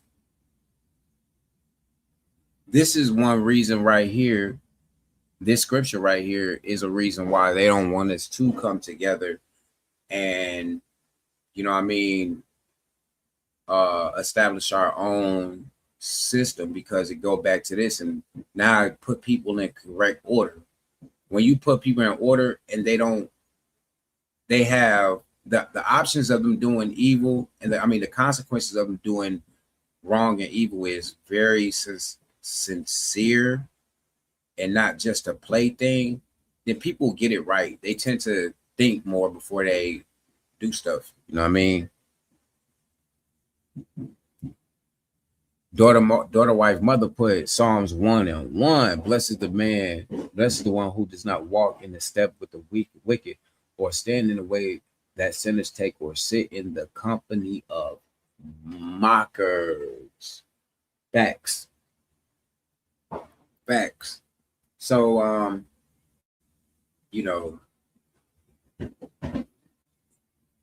it's like this. I could come and warn you. You take it, that's on you. You don't, that's on you. I'm not gonna say, I ain't gonna stick around. I ain't gonna keep you company. You know what I mean? Let you go on about your life. You know, it's like this. Everyone deserves a warning when you see somebody messing up. I understand, like, if a person do one thing wrong and you gotta correct them, maybe they might change, maybe not. And they might do something else wrong. You know what I mean? You just might have to correct on that. I'm not gonna keep going back and forth with you on something that you just don't want to accept. If you don't want to accept that we need to worry about us before we let other strangers in. If you feel like you need to, you know, whatever, defend them, that's not what the Most High is dealing with. You know what I mean? And his true remnant not gonna be on that type of time. You know what I mean? So, all right, let's continue. Is that Nehemiah 30? And I am at Nehemiah 31.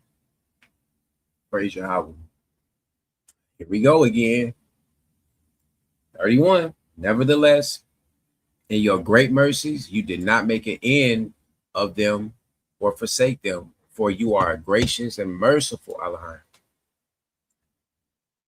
So I don't want to hear no because we did anything that he shut us out. I don't want to hear that. He never forsook us. He's always been favorable to us. Why do you think we're still here? I mean, chemically and biologically, warfare, regular warfare, whatever, all of that, these people could wipe us out and we couldn't do nothing about it. So don't you ever heard it said it's gonna take a God to get us out of this. So don't you know, throughout all the generations that we've been here, these people never wanted us here. They've had some type of ancient hatred for us for some reason. Actually, they came looking for us. That's wild. You know, so I mean, come on, bro. If you ask me, I'd rather just, I don't know, I'd rather do the right thing, bro. I just rather do the right thing. He say, you did not make an end of them. I just want to do the right thing, bro. Yeah, that's all I'm saying. I just want to do the right thing. He didn't make an end of us. And he never, so if we're still here, that means he didn't forsake us. So I just want to do right by him. I mean, I can't get to the Most High unless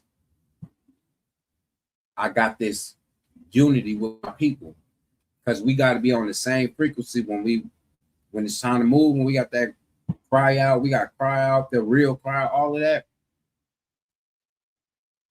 Yeah. All right. Let's go to Lamentations chapter 3.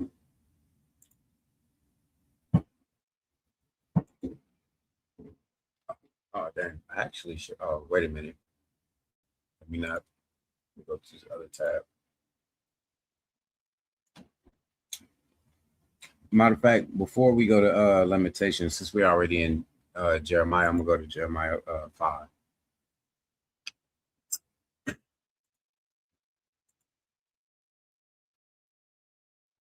Starting at 18. I'm going to read 18. Let's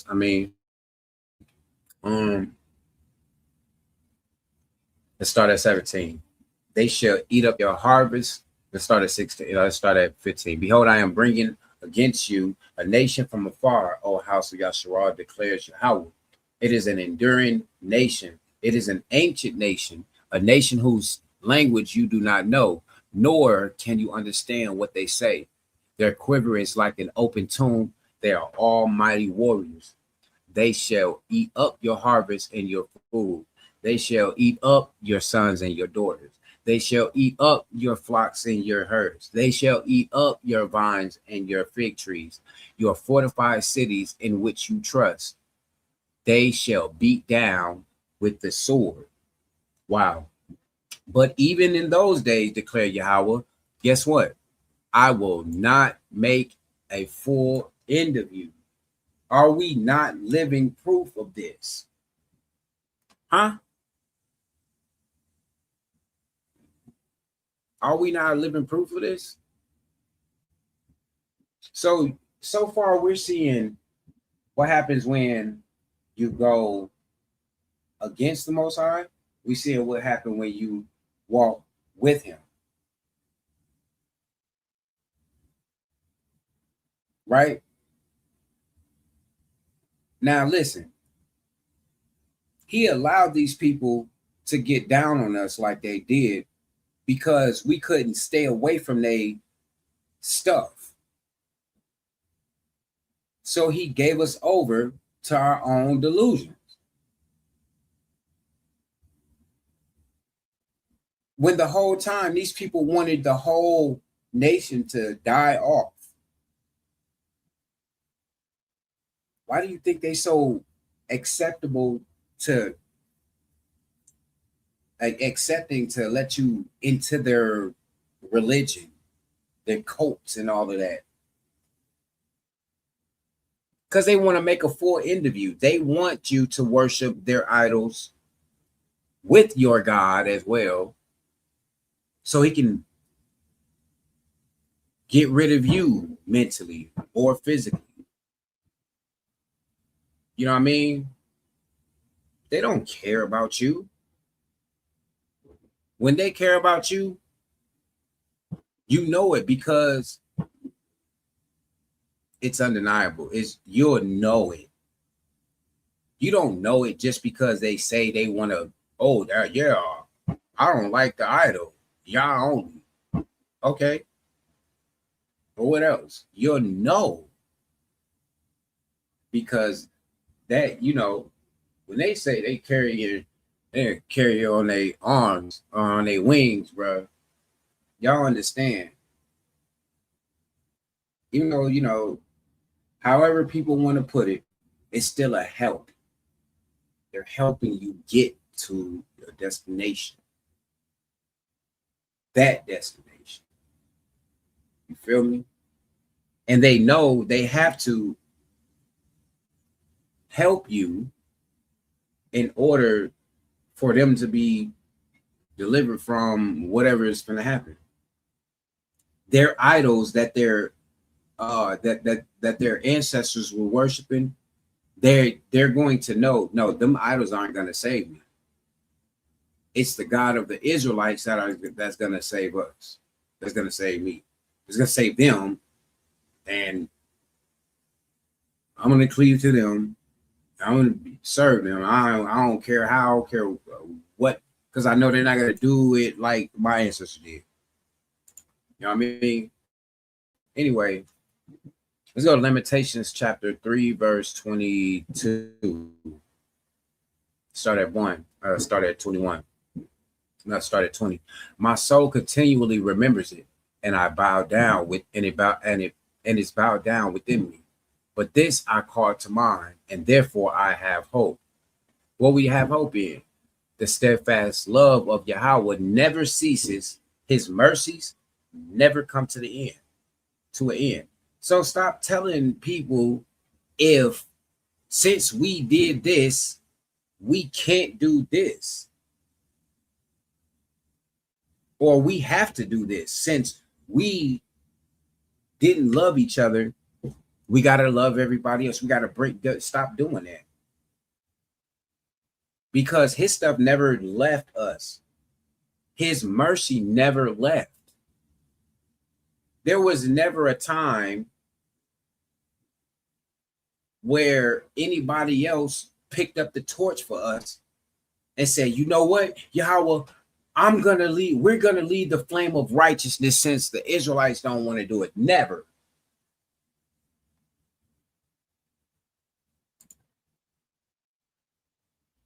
You know what I mean? Because said we have been made the tail and them the heads. It's easy to see if you look around. Facts. Facts.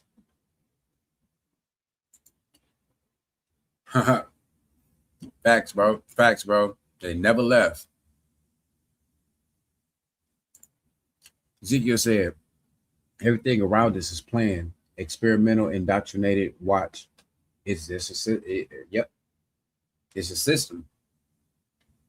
Can't nobody argue with that. It's definitely a system. They've been working this. People got this frame in their mind like everything happened at once. This stuff has been broken down into 10 years, hundreds of years, 200s of years, thousands of years. You know what I mean? This stuff been going on. They just revise it and improve it. You know, it's all meant for you as the nation to feel like there's nothing else that the Most High wants with you. You know what I mean? The only thing that you got to do now is just say, no, it's only him, and let everyone else in. That's not it. Hold on. I'm tripping. All right, let's go to Nehemiah chapter 9, verse 32.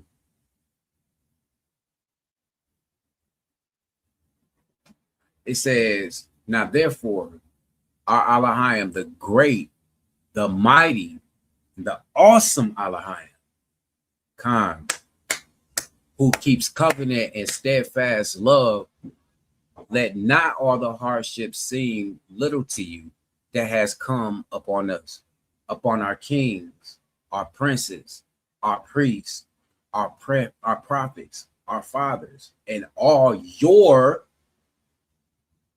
Come on, bro. Nah, come on, man. Come on, man. Come on, man. Hold up. Come on, man. Hold up.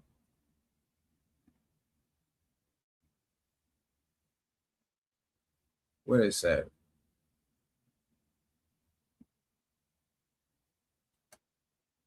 Sick of this, bro. Where is this at? Damn. Whatever. Y'all see it. It's a. Let me blow this back up. Hate this damn thing. All right.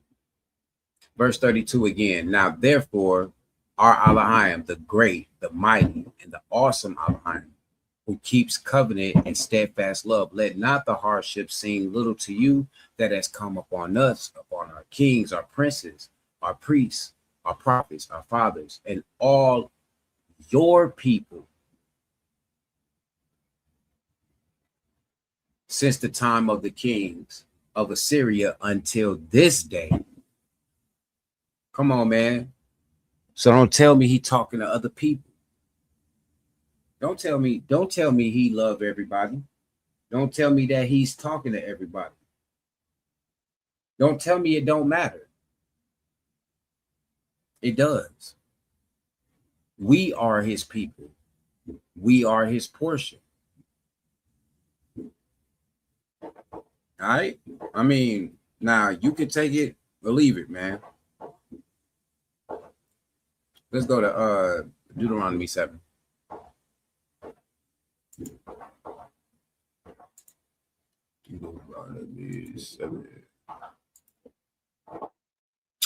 All right. It says, we're gonna do a verse 9, and then I'm gonna we gonna go to Daniel 9 fast. It's just, this basically just highlighting Yahweh's authority, bro. You know what I mean? It say, let's start at 6. Deuteronomy 7, verse 6.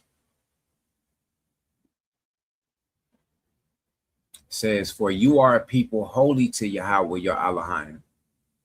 The Elohim, I'm tripping. Salat. Deuteronomy 7 and 6. For you are a people holy to Yahweh, your Elohim. Yahweh, your Elohim, has chosen you to be a people for his treasure possession. His treasure possession. Out of all the peoples who are on the face of the earth.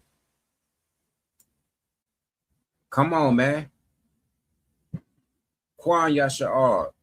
You were the set apart ones.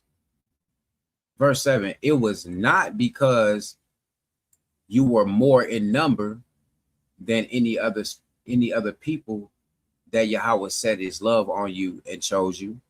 For you were the fewest of all people. You know what I mean? But it is because Yahweh loves you and is keeping the oath that he swore to your fathers. Let that sit in. Let's sit. Let it sit real fast. This is the reason. He loves you, and it's because of an oath from your fathers. There's little room to breathe here. You know what I mean? The excuses for allowing security to be broken within our nation is getting low.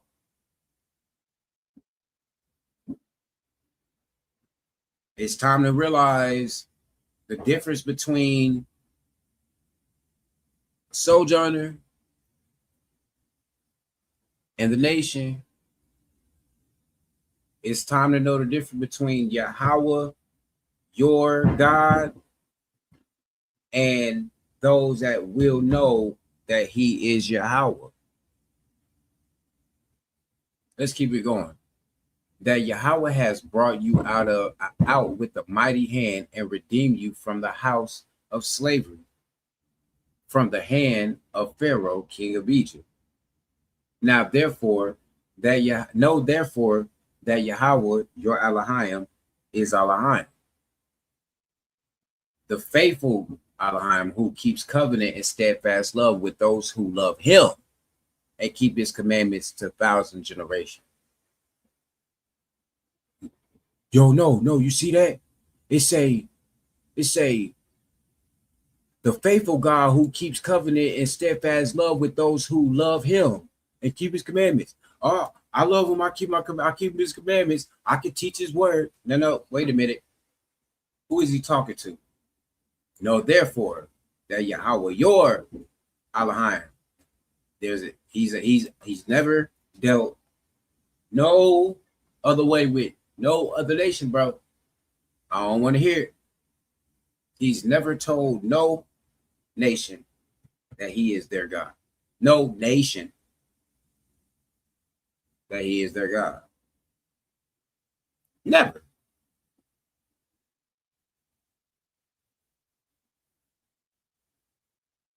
You know what I mean? All right. I'm going to what I say, Daniel 9.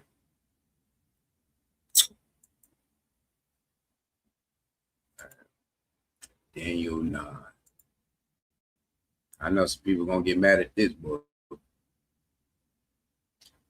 All right, well, let's get this. Verse 1.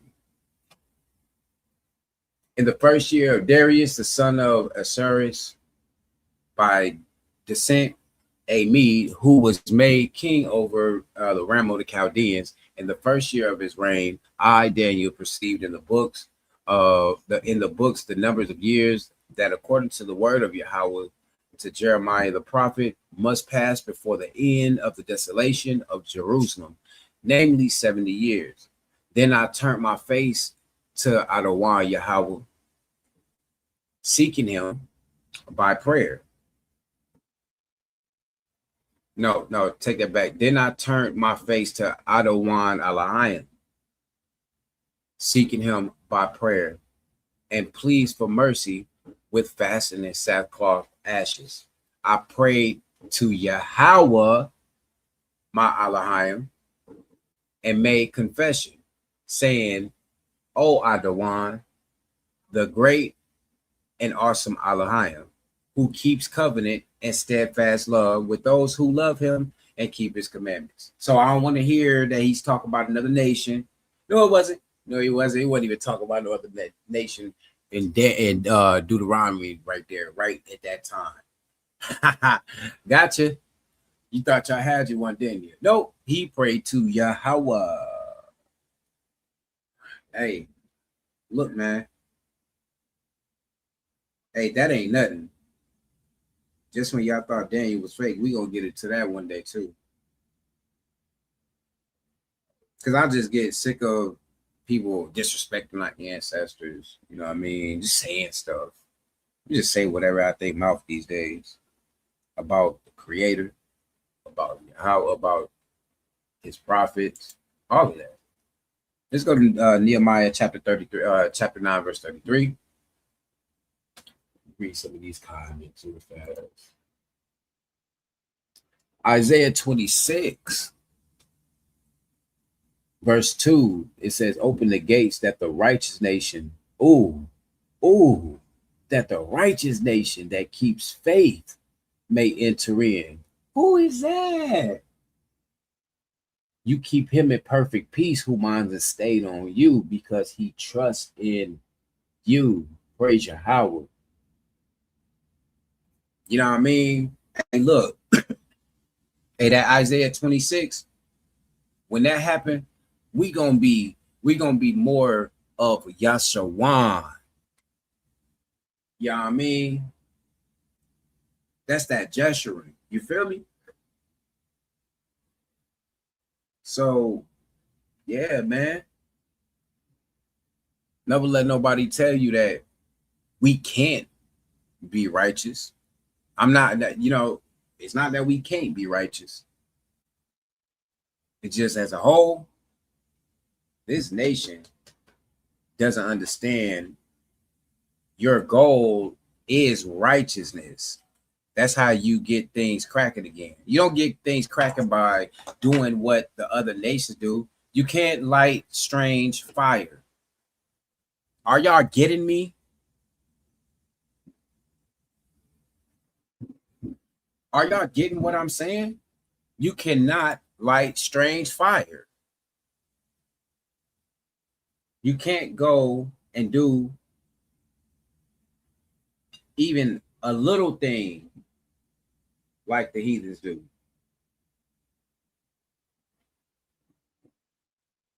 You know? Oh, glory.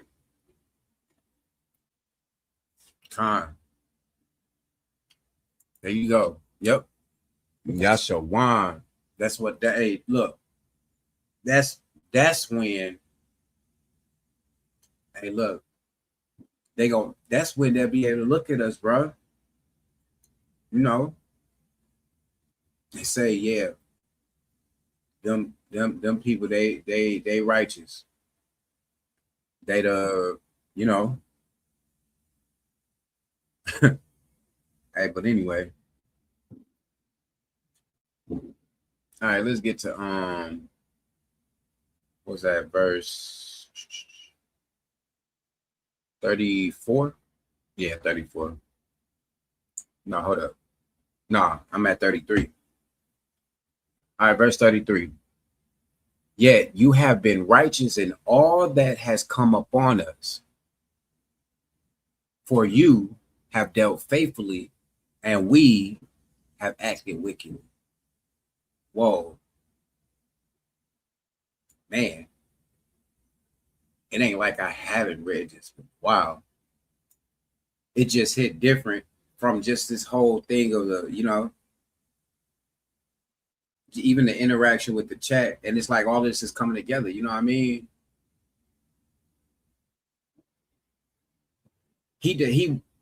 Our job is to be righteous. It's like crazy because how can y'all say like, oh, we made in his image, this is, but we don't do any righteous acts, righteous judgments, not on a good, strong scale in the nation like the Most High would. You know what I mean? We don't even think of righteous judgment like that, bro.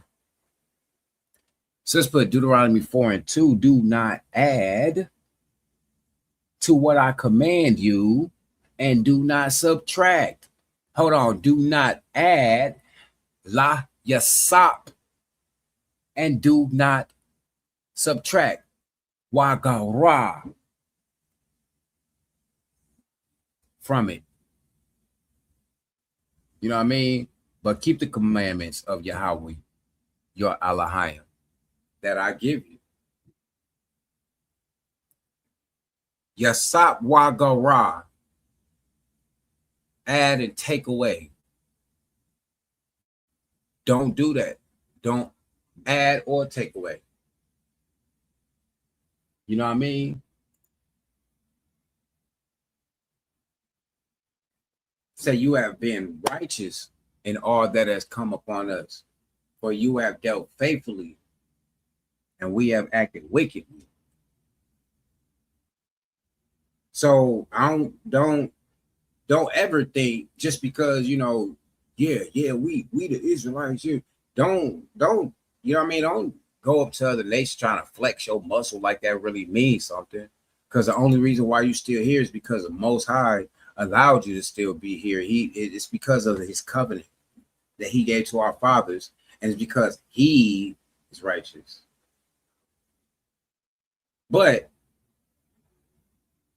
don't ever think that you can't or that we will not fulfill that ultimate level of righteousness. You know what I mean? That I'm talking about that righteousness that demands global supremacy of Yahweh and him only, forever and ever. You feel me? Let's go to Daniel chapter 9, and we're going to drop down to 14. Say, therefore, Yahweh has kept ready the calamity and has brought it upon us. For Yahweh, your Elohim, our Elohim, is righteous in all the works that he has done, and we have not obeyed his voice. Even in the stuff that went on, the transatlantic, all of the diasporas, all of that. It ain't, hey, look, he did what he did. He righteous, he did it. Because he said, you know why he righteous? Because he already gave you the game plan. He already told you, he already warned you before you signed the contract what's going to happen if you go right, what's going to happen if you go left. So you thought because you ain't going your part of the deal that he just supposed to renege on his part and just call it even, huh?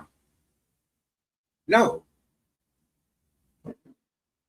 Yahweh is righteous in all the works that he has done.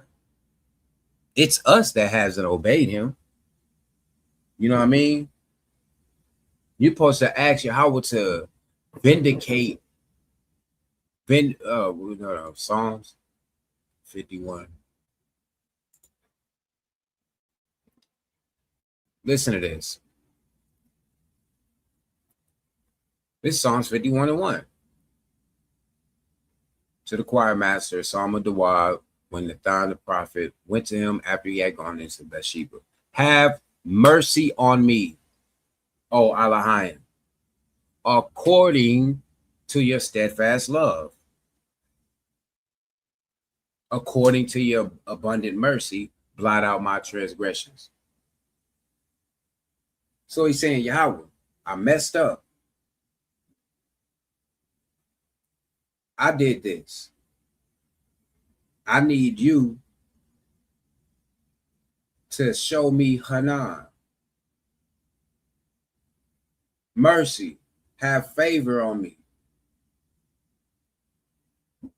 Right? And I need you to do it not the way that I want you to, but according to the steadfast love that you have for the forefather, Abraham, the abundant mercy that you had on the forefather.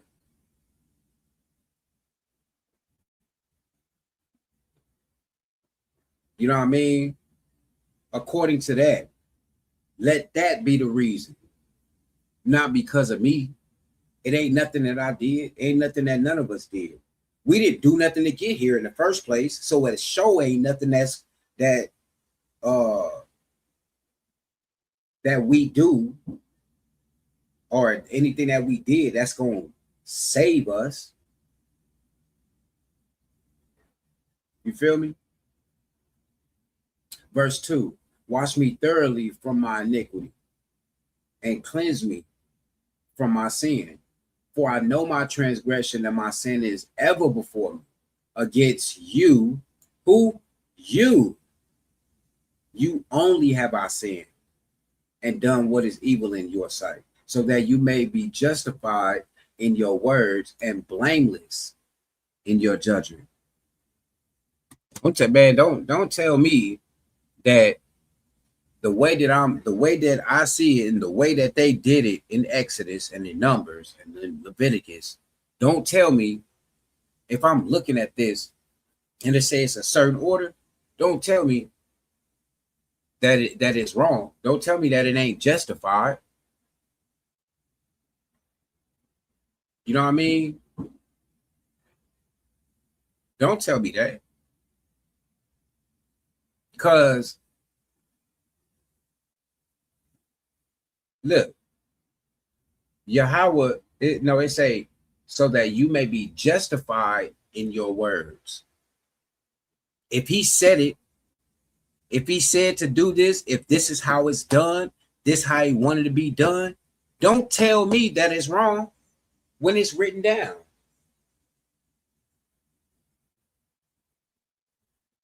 It ain't my words. It's his words that are justified and blameless. It's his judgment. You know what I mean? Let's see. Verse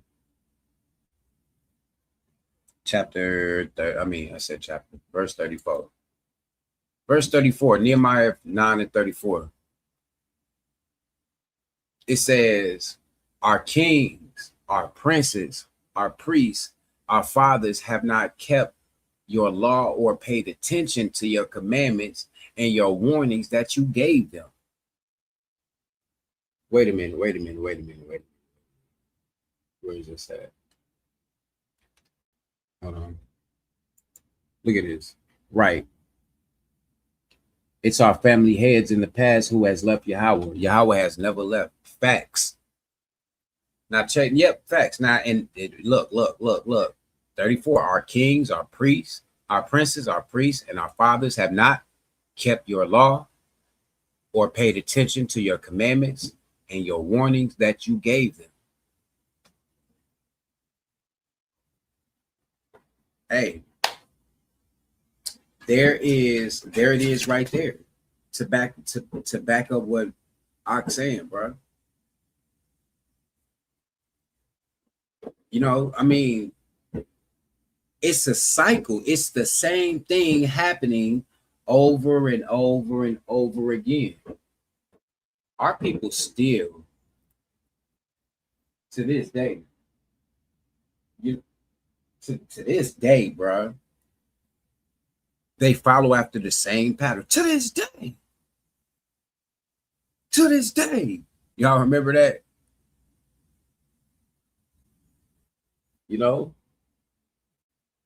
Because said it starts at home first. A lot of us misled that mark. It starts in the city. It starts in your state of mind. Ooh, that was deep. Big facts. It's starting your city starting this, it's your state of mind. Ooh, facts, big facts, bro. I like that because I was tough. Hey, to this day though, bro, it's the same thing. We have to change this before people start to respect us and say, I'm not gonna go outside my boundaries and, you know what I mean, come trying to mess up these people. Don't you go over there messing with them folk, them good folk. You know what I mean? Let's go to Jeremiah chapter 44. Ha.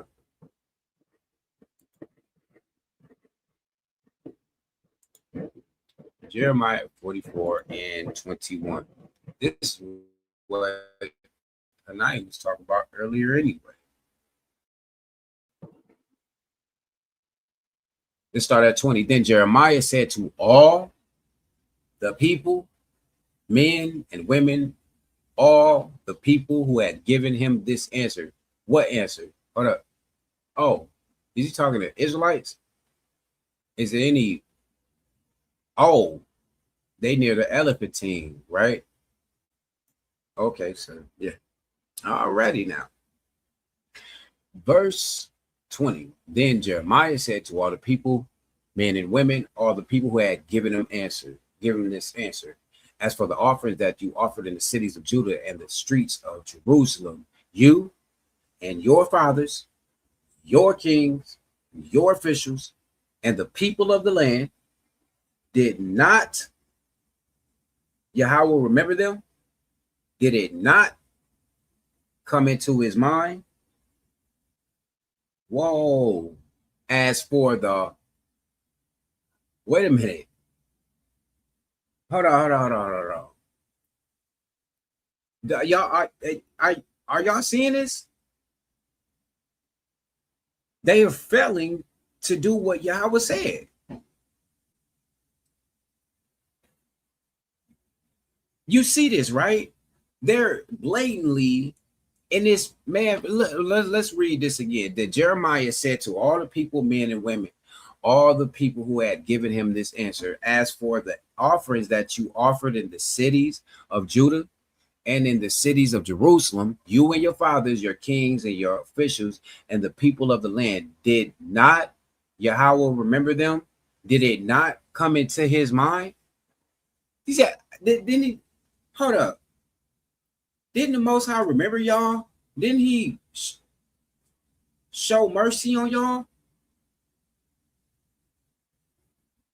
Remember the stuff that y'all asked for?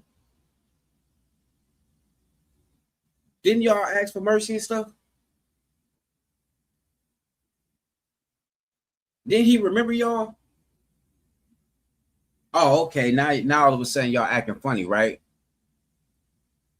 But look, verse 22, Yahweh could no longer bear your evil deeds and the abominations that you committed.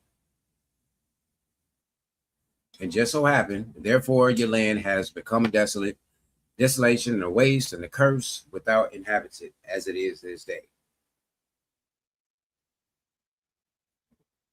It say as it is this day.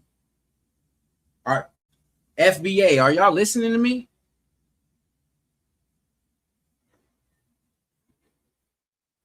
Yahweh could not bear the evil stuff that our ancestors did in the land. He could not bear it. He had to get us up out of there.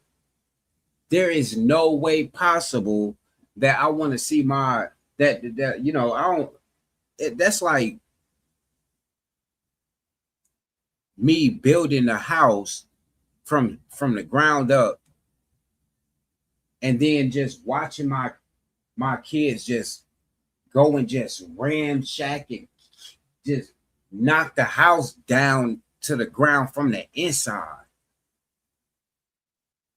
I love y'all, but y'all got to go until y'all get it right. I ain't gonna never forget about y'all, but you got to go until you learn how to treat what I gave you. I'm not gonna bear that crap. And Yahweh could no longer bear your evil deeds and the abominations that you committed. Therefore, your land has become a desolation and a waste and a curse without inhabitant to this day. All right. Now, if you don't agree with that, I don't care. You could take that up with Yahweh. You know what I mean? Because I once was trying to be proud to be an American at once. I thought that would be the best thing to do. I sure did. I thought that if I could just make these people think that I really love America, that they would like me more. No. You know what I mean? Now, come on. You could tell, even though I had that accent, you could still, never mind. Let me not bring that up. I'm just saying, bro, like, come on, man. Ecclesiastes 1:9. What has been is what will be, and what has been done is what will be done. And there is nothing new under the sun. That's why I keep saying, and they did this like their ancestors, and they did this like their forefathers, and they did this like they, you know what I mean? Over and over again. It's crazy. All right. Let's go to where we at? Verse 35. Verse 35, y'all. Even in their man, nah, bruh.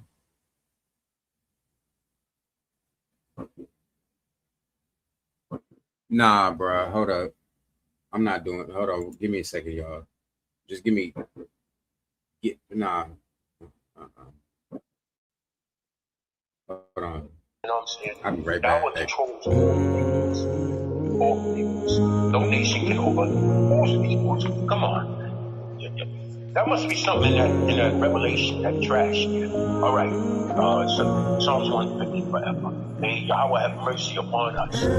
Is that, what is that? 2 Chronicles 7:14. You know what I'm saying? And, Yahweh heal our land. You know what I'm saying? All right? Pray. And Yahweh heal our land. All right? Shalom. All right. We deserve the way you turned away your face. We did you very wrong. Gave us all that we desired. All you asked was to be praised alone. I love it now on my knees. Not just for me, but for us all. To limit is all we need. Yahweh, please forgive us all. Yeah. Let me talk to him.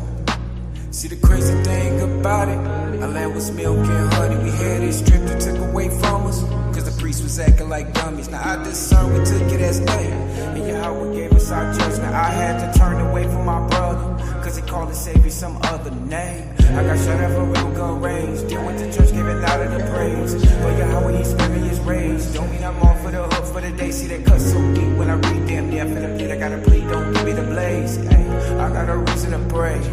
I'm trying to seek out his face. My people, which are called by my name, will humble themselves and pray and seek my face and turn from their wicked ways.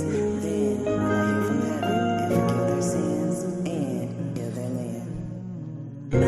Now my eyes will be open and my ears attentive to the prayer that is made in this place. Please, Yahweh, take us home and we will praise the holy name of Yahweh. Wassalam, Wa'akar. And look, and hopefully once that time comes, it'll be the final time and you won't hear it ever again. And the children of Israel went against Yahweh and said, we're going to do whatever we want. And he had to go and do this again. And then, you know what I mean? Over and over again. You get me? Now, Nehemiah chapter 9, verse 35. Even in their own kingdom and amidst your great goodness that you gave them, and in the large and rich land that you set before them, they did not serve you or turn from their wicked works. You see, the crazy thing about it, our land was milk and honey. We had it stripped and took away from us because the priests was acting like dummies. And I discern we took it as nothing. Right? And Yahweh gave us our judgment. Must I keep going? These are real life accounts on our behalf. Y'all get what I'm saying? Our ancestors must have forgot that in the book of Deuteronomy, my bad, chapter 28, verse 48, it says, therefore you shall serve, hold on, verse 47, because you did not serve Yahweh, your Elohim, with joyfulness and gladness of heart because of the abundance of all things, therefore you shall serve your enemies, whom Yahweh will send against you in hunger and thirst, in nakedness and lacking everything. And he will put a yoke of iron on your neck until he has destroyed you. Let that sink in. Now, he warned these people, and he warned them again, and they've been getting warned.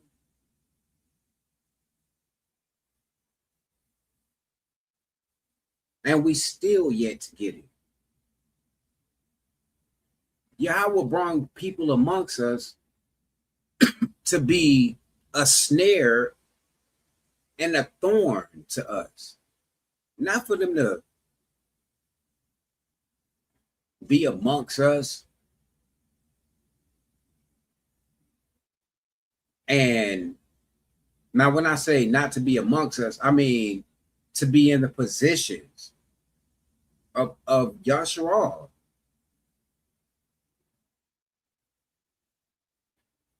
He put you here to be around your enemies because he allowed you to have the delusions.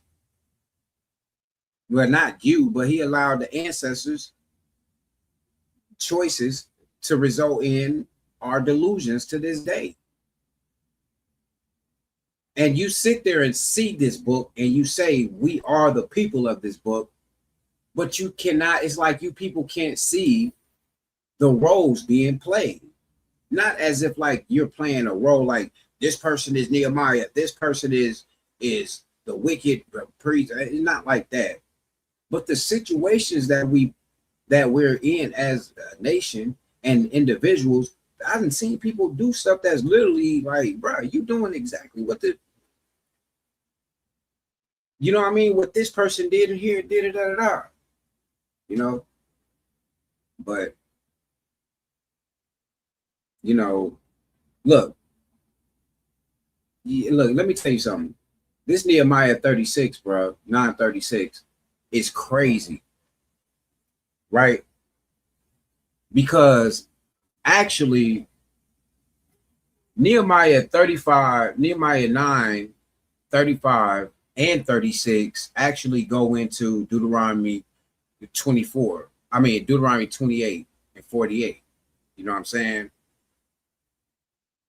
Because it say, behold, we are slaves this day in the land that you gave to our fathers to enjoy its fruit and its good gifts. Behold, we are slaves.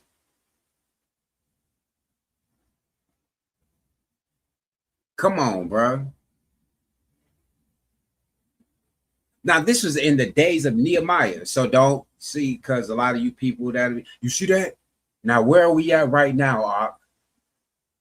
Thank you. No. In Nehemiah, they were in the land.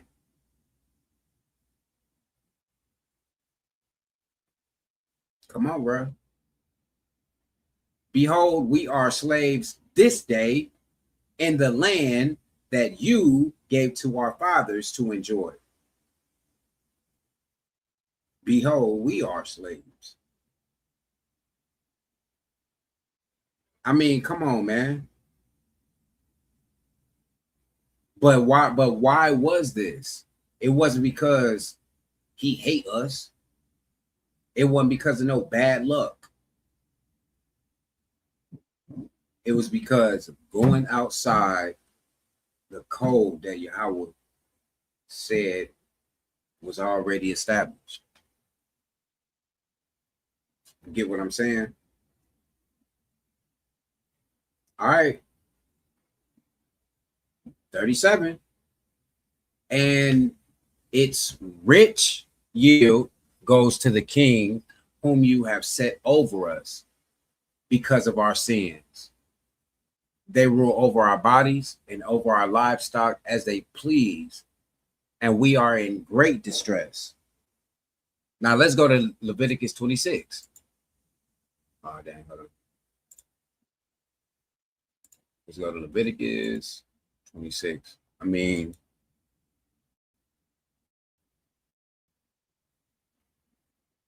now watch this, because y'all love to be y'all just want to fight for these people and everything, right? Let's start at verse 12. All right, and it say, and I will walk among you, and I will be your Elohim. You shall be my people. He just nipped it in the bud again. You shall be my people. Verse 13. I am Yahweh, your Elohim, who brought you out of the land of Egypt. That you should not be their slaves. And I have broken the bars of your yoke and made you walk erect. But if you would not listen to me and would not do all these commandments, if you spurn my statutes, and if your soul abhors my rules, so that you would not do all my commandments, but break my covenant, check this out. Then I would do this to you. I will visit you with panic, with wasting disease and fever that consume the eyes and make the heart ache.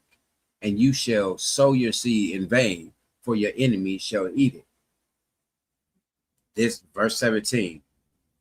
This for it says, look, listen, I will set my face against you, and you shall be struck down before your enemies. Before who? Your enemies. Those who, what is an enemy? Those who hate you. That's what an enemy is. It say those who hate you shall roll over you, and you shall flee when none pursues you. I mean, come on, bro. You're gonna be struck down by your enemies in this land that is talked about in Leviticus 26, right? And this ain't talking about your land either. I will set my face against you, and you shall be struck down before your enemies. It don't say in the land that you at, he gonna set his face against you, and you're gonna be struck down with your enemies. It says before, in front of your enemy's face. They're gonna be doing it. So I don't know. Maybe I just got some type of PTSD or something, but I just don't see anything good out of a nation not being able to agree with one another, trying to invite other people in. That would be a very embarrassing thing to do if you had a family gathering and your family don't get along, but you come and bring somebody from work or something to your family cookout. It don't matter how good they think they thought you was. It don't matter how established they think you was. Once you get there with your family and y'all get to acting crazy and they get to tripping out, show that much they hate each other, they not really family like that, they gonna look at you totally different. They gonna look at you like, these people need help. Matter of fact, I might be around her just because she needs somebody to show her the way. Maybe I can get their family to come back together.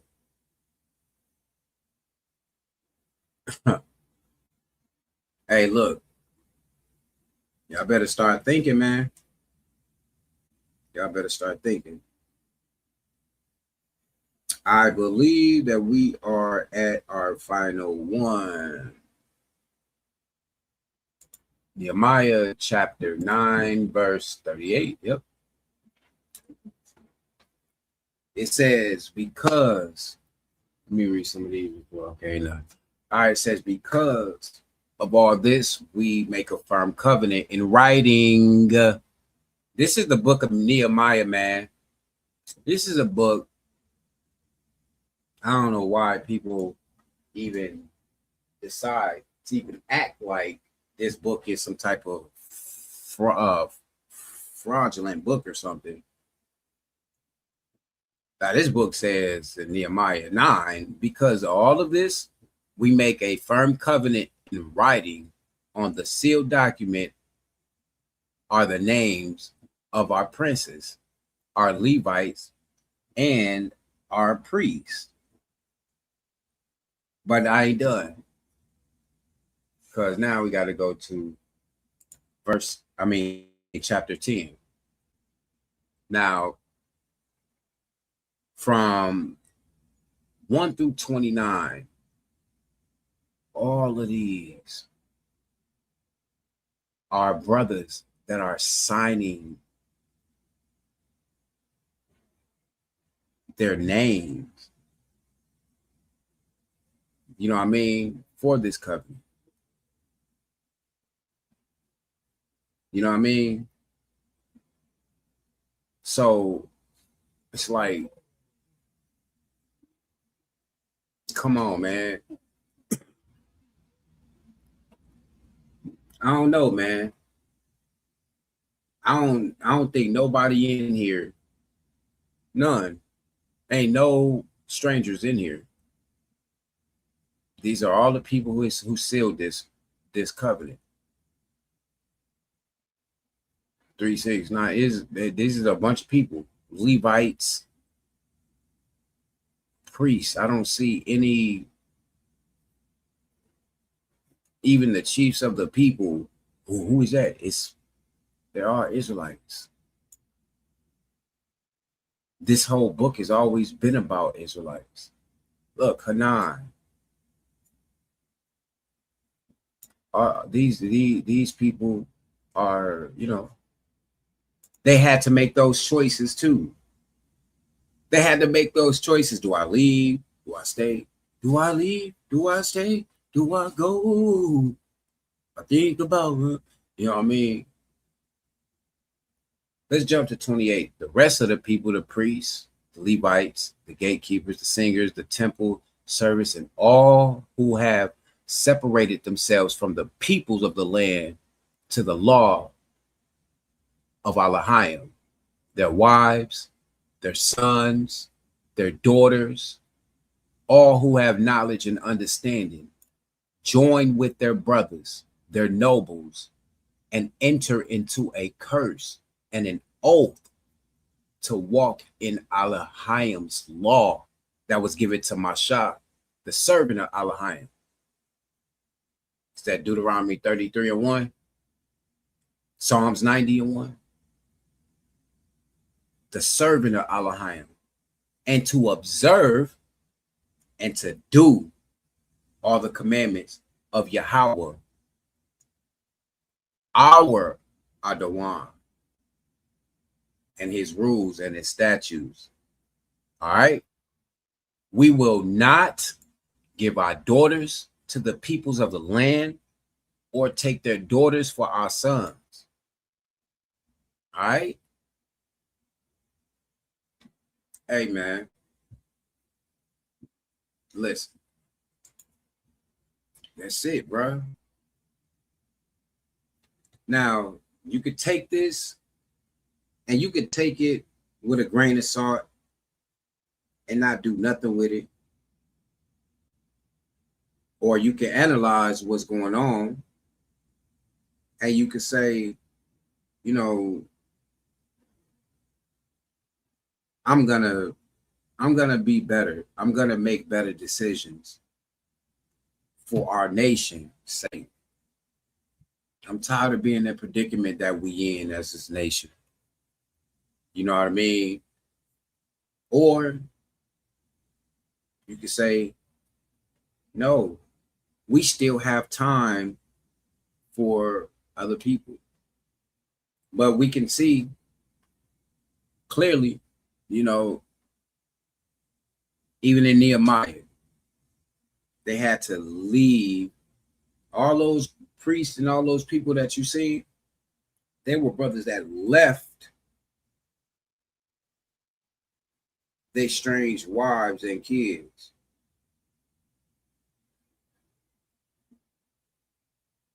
Why? Because, first of all, they knew they weren't supposed to do it. They just was like, they probably was like, man, we in captivity now. Might as well just go ahead, do me. You know what I mean? Same thing we do today. But hey, like I said, yep, got to stop voting, bowing, swearing, contracting to their power. They are only, yep. That's it. Big facts. That is absolutely true. All right, man. So, hey, I'm out of here. You know, but we got any last comments or anything? Let me see if I missed something. Probably didn't. I appreciate y'all for coming in. You know what I mean? I really do. You know, it means a lot to me.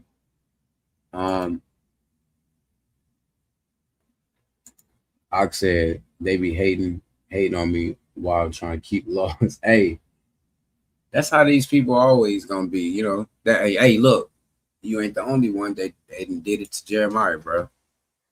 You know, so they said yes. When you break creation commands, even today you receive Yah's judgment for it. Big fact. For sure, I love. You know what? Dang.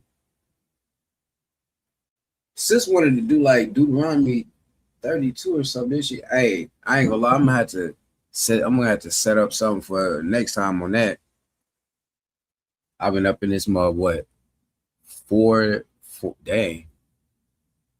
Hey. All right. Well, if we don't have nothing else, let me see what song I'm gonna close out with, man. You know what I'm saying? Hey, and low key, hey, Sister X, I appreciate it too for the alley hoop, because you know the Nehemiah 9 thing was actually very needed. Thank you for having me go and get into that. You know, and it's crazy because you know Nehemiah is a book that I've come across a lot, man, you know what I'm saying? But I appreciate that, you know what I'm saying? And you know, my appreciation is hey, look, I will tell anybody, you know, if y'all ever want me to speak on something or something, I try, you know what I mean? I try to stay by the scriptures a little bit when it comes to that stuff though. I don't put myself in situations that don't pertain to me, you know what I mean? Or that are too big for me, you know what I mean? But I will take a swing at that mug though. All right. That's it. Let me see, what song am I going to play out here? Skip it. I'm gonna play Hanan's Prayer. Just get up out of here, y'all. Hey, I pray the Most High blesses y'all. Keep your perfect peace. It's brother His will. Another impelling idea. Shalom.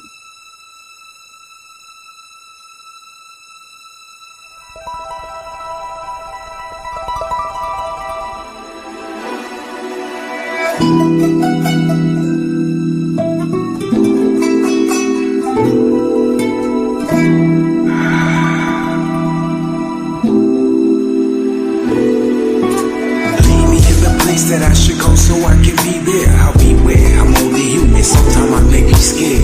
Hope I don't provoke you with my bull legs, cause who's there to keep me from just turning me into cool air? Now you said that it was only one, they said it's two there. How can I trust a man when they don't even have a clue here? The truth is, with all these idols in the room, Yahawah gon' consume and bring his anger up like, ooh yeah. Who's the creator of the fire? Why Shemayim, death to who say he's an idol? Oh no, he's not your rival, but still, they must insist and go through trial and denial. Procrastinate, they walk instead of come and jog this mile. I'm so sick of people trying to make a scene and trying to make it seem that y'all violent. When he already gave me the way how to live, but instead they'd rather deny it. With these riots and giving these people the credit of changing the climate. How many times must I remind them y'all do things in his timing? If it ain't for y'all, then can you tell me what we waiting for? Ain't no meeny, miny, more, no, it's him alone. I see why they go against them, maybe because they heart of stone. Maybe it's cold, they so turning froze. Give a message to my people, don't forget to flee from evil. Never know they might hold their traps, making you read a sequel about the desolation of abomination. I'm just waiting for the right time for me to say something.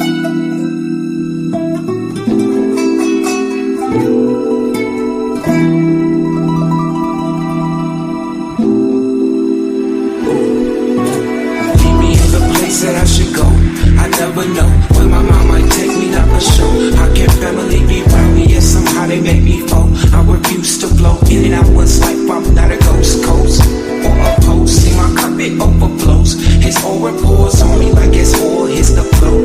I swear they so annoying as they pose and how they glow. They think they images can save them, graving, paving, made it go. They don't, I don't pity them. Honestly, I think that y'all should get rid of them. And if you envy them, you curse me 2 times if you struggle them. Nation I desire, come together, let's not kill again. That hatred built with things to make you feel like you don't fit in. With all these enemies around, we sure could use the best of friends. Might as well that neck is stiffer than a pen. How come every time we disagree, you gotta take offense? Never have I seen a man make a man for another sin. I come again, will he come again? Answer that no. Look how the time fly, it be coming, he's slow. Don't got time to be trying to convince you of something he said when it's already wrong. But still, here we go, bro, I don't get it though. How many times did they gotta show you what they really want?